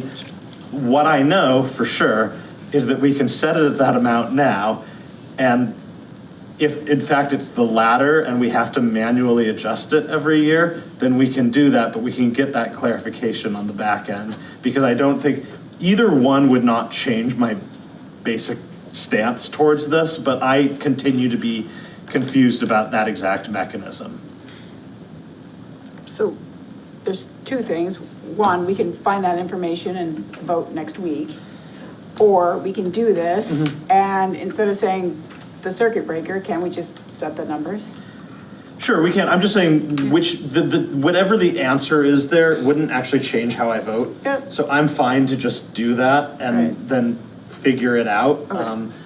But I am a little curious. I just think that this is going to be a learning experience in a lot of ways, but I want to do what I can to help folks who are genuinely in a tough situation. Sure, so absolutely. I'm open to do that. Okay. Councilor Marquis? I just, thank you, President Denham. I just want to say that I agree with Councilor's Peak of his assessment of setting it at 75K versus the circuit breaker number to avoid confusion in the future. Great. Chair Peak? Okay. I would make a motion in regards to our adoption of Mass General Law, Chapter 59, Section 5, Clause 41A, to increase the income eligibility limit up to the circuit breaker amount. Second. So we have a motion and a second in regards to our passage or our adoption of MGL Chapter 59, Section 5, Clause 41A to allow qualifying seniors age 65 and up to delay payment of all or part of their property taxes by increasing the eligibility limits to the circuit breaker amount.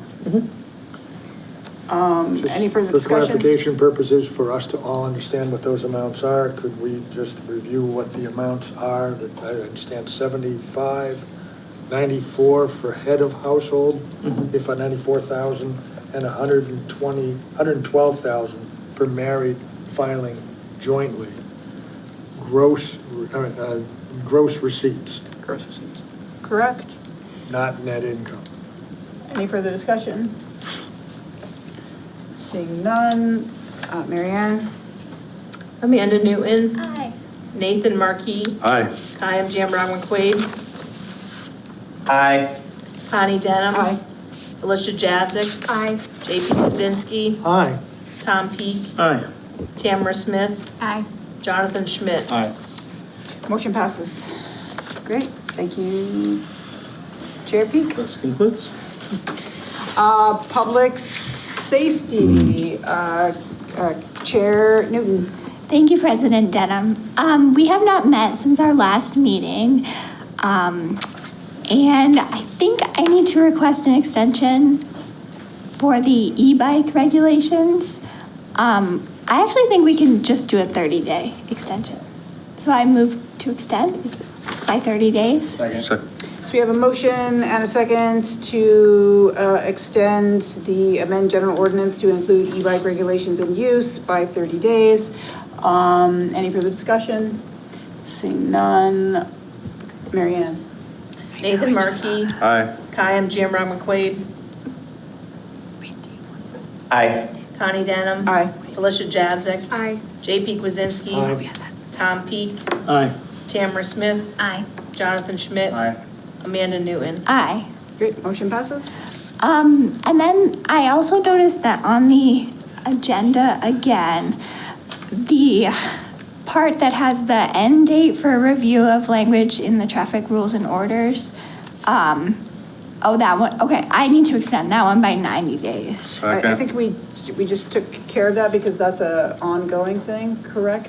No, see, that's the thing, I thought it was, but for some reason it's back there again. No, I know it's back, but we already reviewed that and this was like an ongoing. I know, but why is there an end date now? That was an error. Oh, okay. With the clerk, that was just an error. Okay, so that concludes. Yeah, great. Appointments, Chair Smith.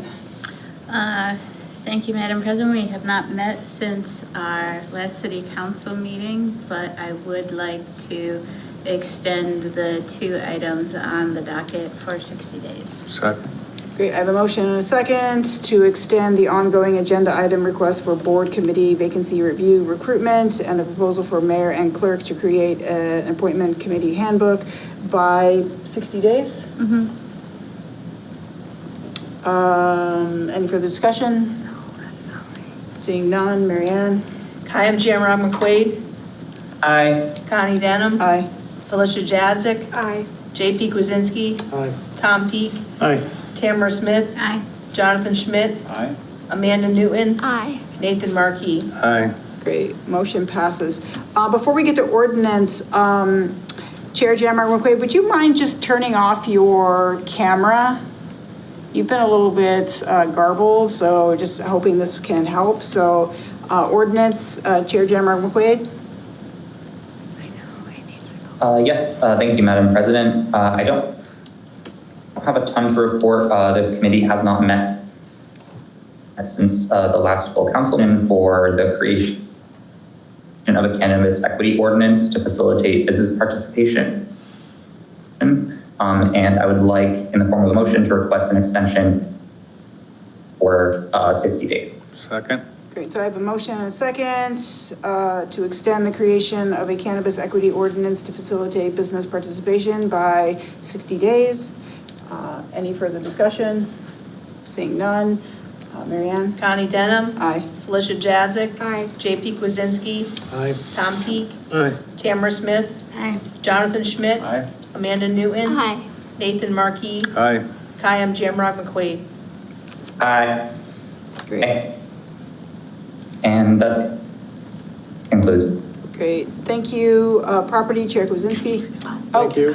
Sorry, Chair Newton? Or Councilor Newton? Thank you, Madam President. Am I allowed to go back? Because we actually do need an extension. The one that we need an extension for is the review of language in the traffic rules and orders.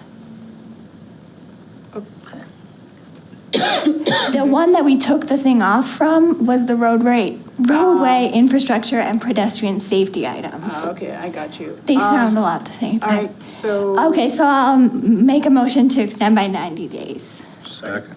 So we have a motion and a second to extend the review of language in the traffic rules and order by 90 days. Second. Jonathan. Oh, Yes, I'm sorry. Great, so, sorry. All those in favor? Or, sorry. Any further discussion? Seeing none.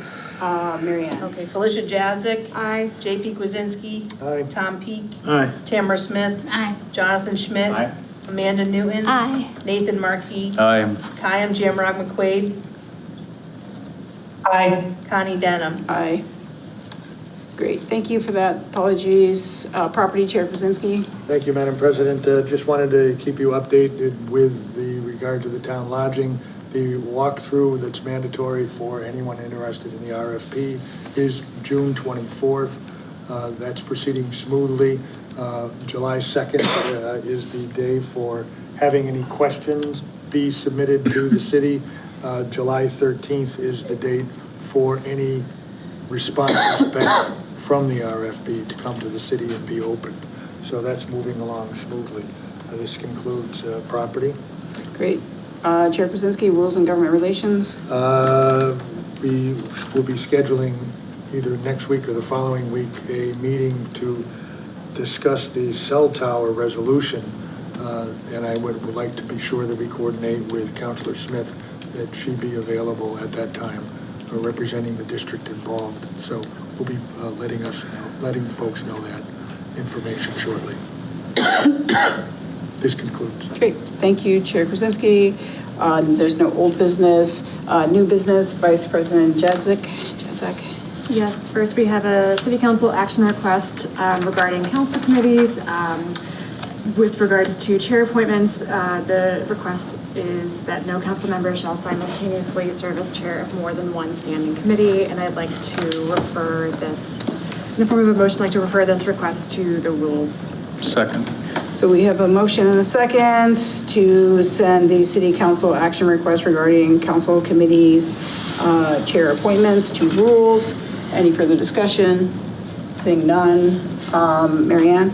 J.P. Kuzinski. Aye. Tom Peak. Aye. Tamara Smith. Aye. Jonathan Schmidt. Aye. Amanda Newton. Aye. Nathan Markey. Aye. Kayam Jamrog McQuaid. Aye. Connie Denham. Aye. Felicia Jazak. Aye. Vice President Jadzik? Second, I have a memo from the treasurer and mayor regarding a request to rescind the balance of the bond authorization for Old Town Hall in the amount of $2 million. I'd like to refer this to Finance Committee for the motion. Second. So we have a motion and a second to send the memo from treasurer and mayor regarding request to rescind the balance of the bond authorization from Old Town Hall in the amount of $2 million to finance. Any further discussion? Seeing none, Marianne? Connie Denham. Aye. Felicia Jadzik. Aye. J.P. Kuzinski. Aye. Tom Peak. Aye. Tamara Smith. Aye. Jonathan Schmidt. Aye. Amanda Newton. Aye. Nathan Markey. Aye. Kayam Jamrog McQuaid. Aye. Motion passes. Vice President Jadzik? And finally, I have a memo from the treasurer and mayor regarding a request to rescind the balance of the bond authorization for a building upgrade of indoor air quality in the amount of $5,020,036. And I'd like to refer this in the form of motion to Finance Committee. Second. So we have a motion and a second to send the memo from the treasurer and mayor regarding request to rescind the balance of the bond authorization for building upgrade of indoor air quality in the amount of $5,020,036 to finance. Any further discussion? Seeing none. Marianne? Felicia Jadzak. Aye. J.P. Kwasinski. Aye. Tom Peak. Aye. Tamara Smith. Aye. Jonathan Schmidt. Aye. Amanda Newton. Aye. Nathan Markey. Aye. Kayam Jamrog McQuaid. Aye. Connie Denham. Aye. Great, motion passes.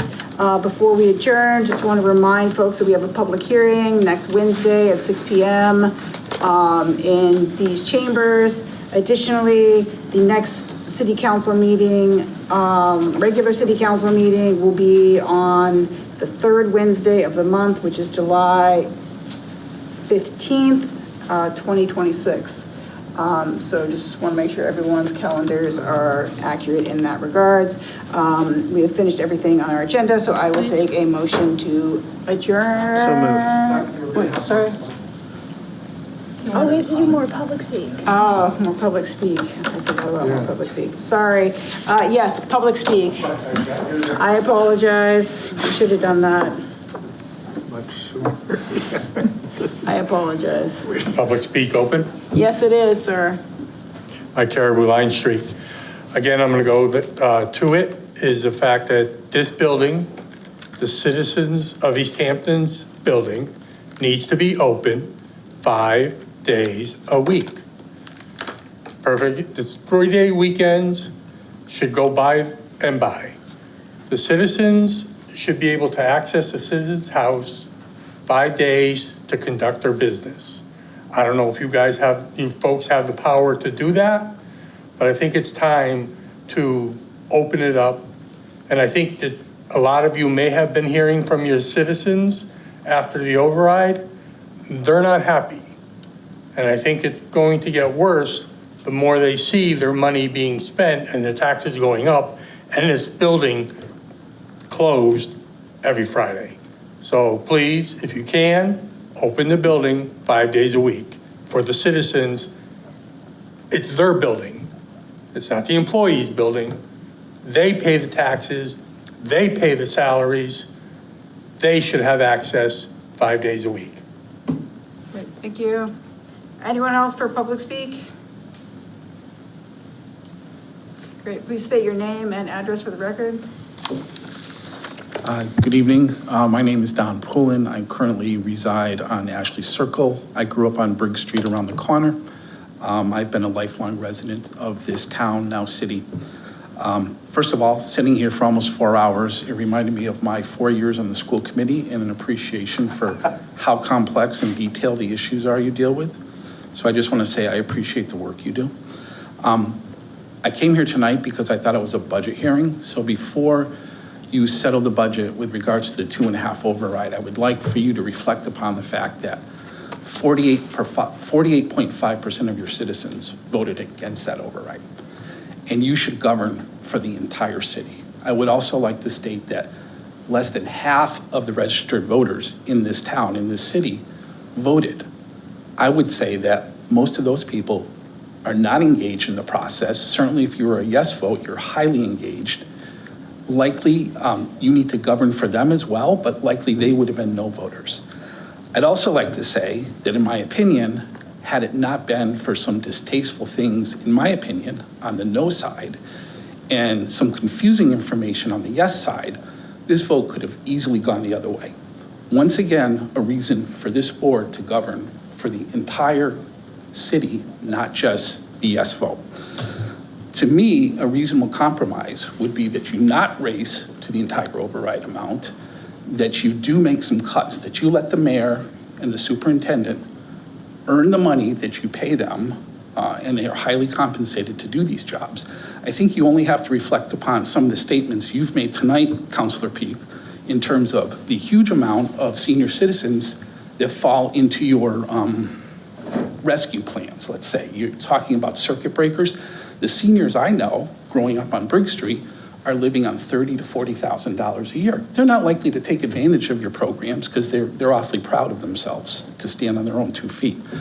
I mean, Councilor Smith, I think you just have to look at the results in your district to realize that this town is split and there are people really struggling. And I'm sorry if I'm getting a little emotional about this, but I've been here my whole life and I've never seen the town split the way the town is split now.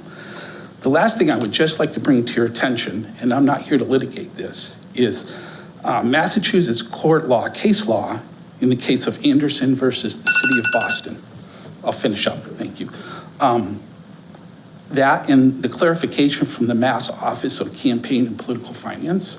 I think if you look at those two things and you reflect upon the override vote and how the campaigns were run, I think you would have a hard time consciously saying that the town complied with that case law in regards to how municipalities should behave on ballot questions. Thank you for your time. Again, sincerely, thank you for the work you do here. I think you can tell I feel like there should be a reasonable compromise where there are still some cuts to get this budget in shape while still taking some of the override money, but maybe you go up half instead of the full amount. That I think would be governing for all the citizens of Easthampton. Thank you. Great, thank you very much. I just want to acknowledge that I apologize. We had a number of appropriations. Normally I like to provide opportunities for opening the public speak after we finish the public hearing. So I just want to acknowledge that I will do better. I normally do it that way, but there were so many items today that I just. It was important enough for me to stay for. Yeah, I know that, but I want to acknowledge that I appreciate your time. Any other comment for the public? Seeing none, I will take, you have a question, Councilor Kuzinski? I have a question outside of the public and outside of a motion to adjourn, just for clarification purposes regarding the rules and government relations meeting that we're going to schedule, to be sure we handle it correctly and properly. We voted tonight to send this to committee because we thought that the committee then could report and get back to the council, and there could be a response presumably before the planning board in Southampton. Is that, my sense of that is correct? If we're not going to meet again until the 15th, except for the special meeting on Wednesday, I have some concerns about that happening and just wanted to be sure that we clarified what the expectations were and what we could come back with. Because otherwise, the 8th of July is the date that Councilor Right. Smith, I believe, said was the next meeting for the planning board in Southampton. So, Correct. just looking for some direction here. Well, Chair, or Counselor Peak requested that we send it to committee. If that wants to hold, then I don't know that we have any other option beyond that. Unless the committee in Southampton doesn't vote at their next meeting and they also extend that out, I guess there's opportunity for counselors to individually send letters, but as a collective body, I don't know that we can, unless they extend that beyond that. So if we want it to be able to have impact, I don't know that it will do that. The only other option that I could see is that if we had a Monday or Tuesday meeting for the Rules and Government Relations, and then brought this matter before the special meeting, but that would require it being on the agenda for the Monday or the Tuesday and for the special meeting. That's why I brought it up at the end of this meeting. To see if we could coordinate that, if that was the will of the council, or whether, how they wanted to advise Rules and Government Relations to proceed. So I think what needs to happen is you all need to schedule a meeting, and then you need to confirm that with Mary Ann before she sends out that meeting agenda. The 22nd. The 22nd is Monday, since there's finance on Tuesday.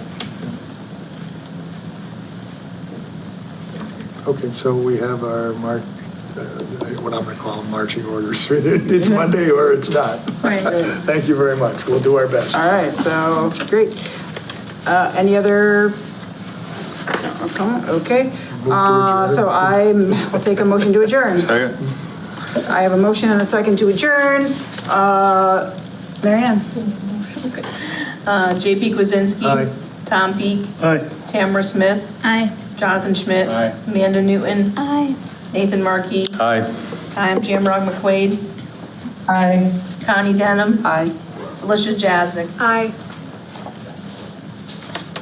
Great, oh, motion passes. We have a lot of things to sign, so please stick around for that.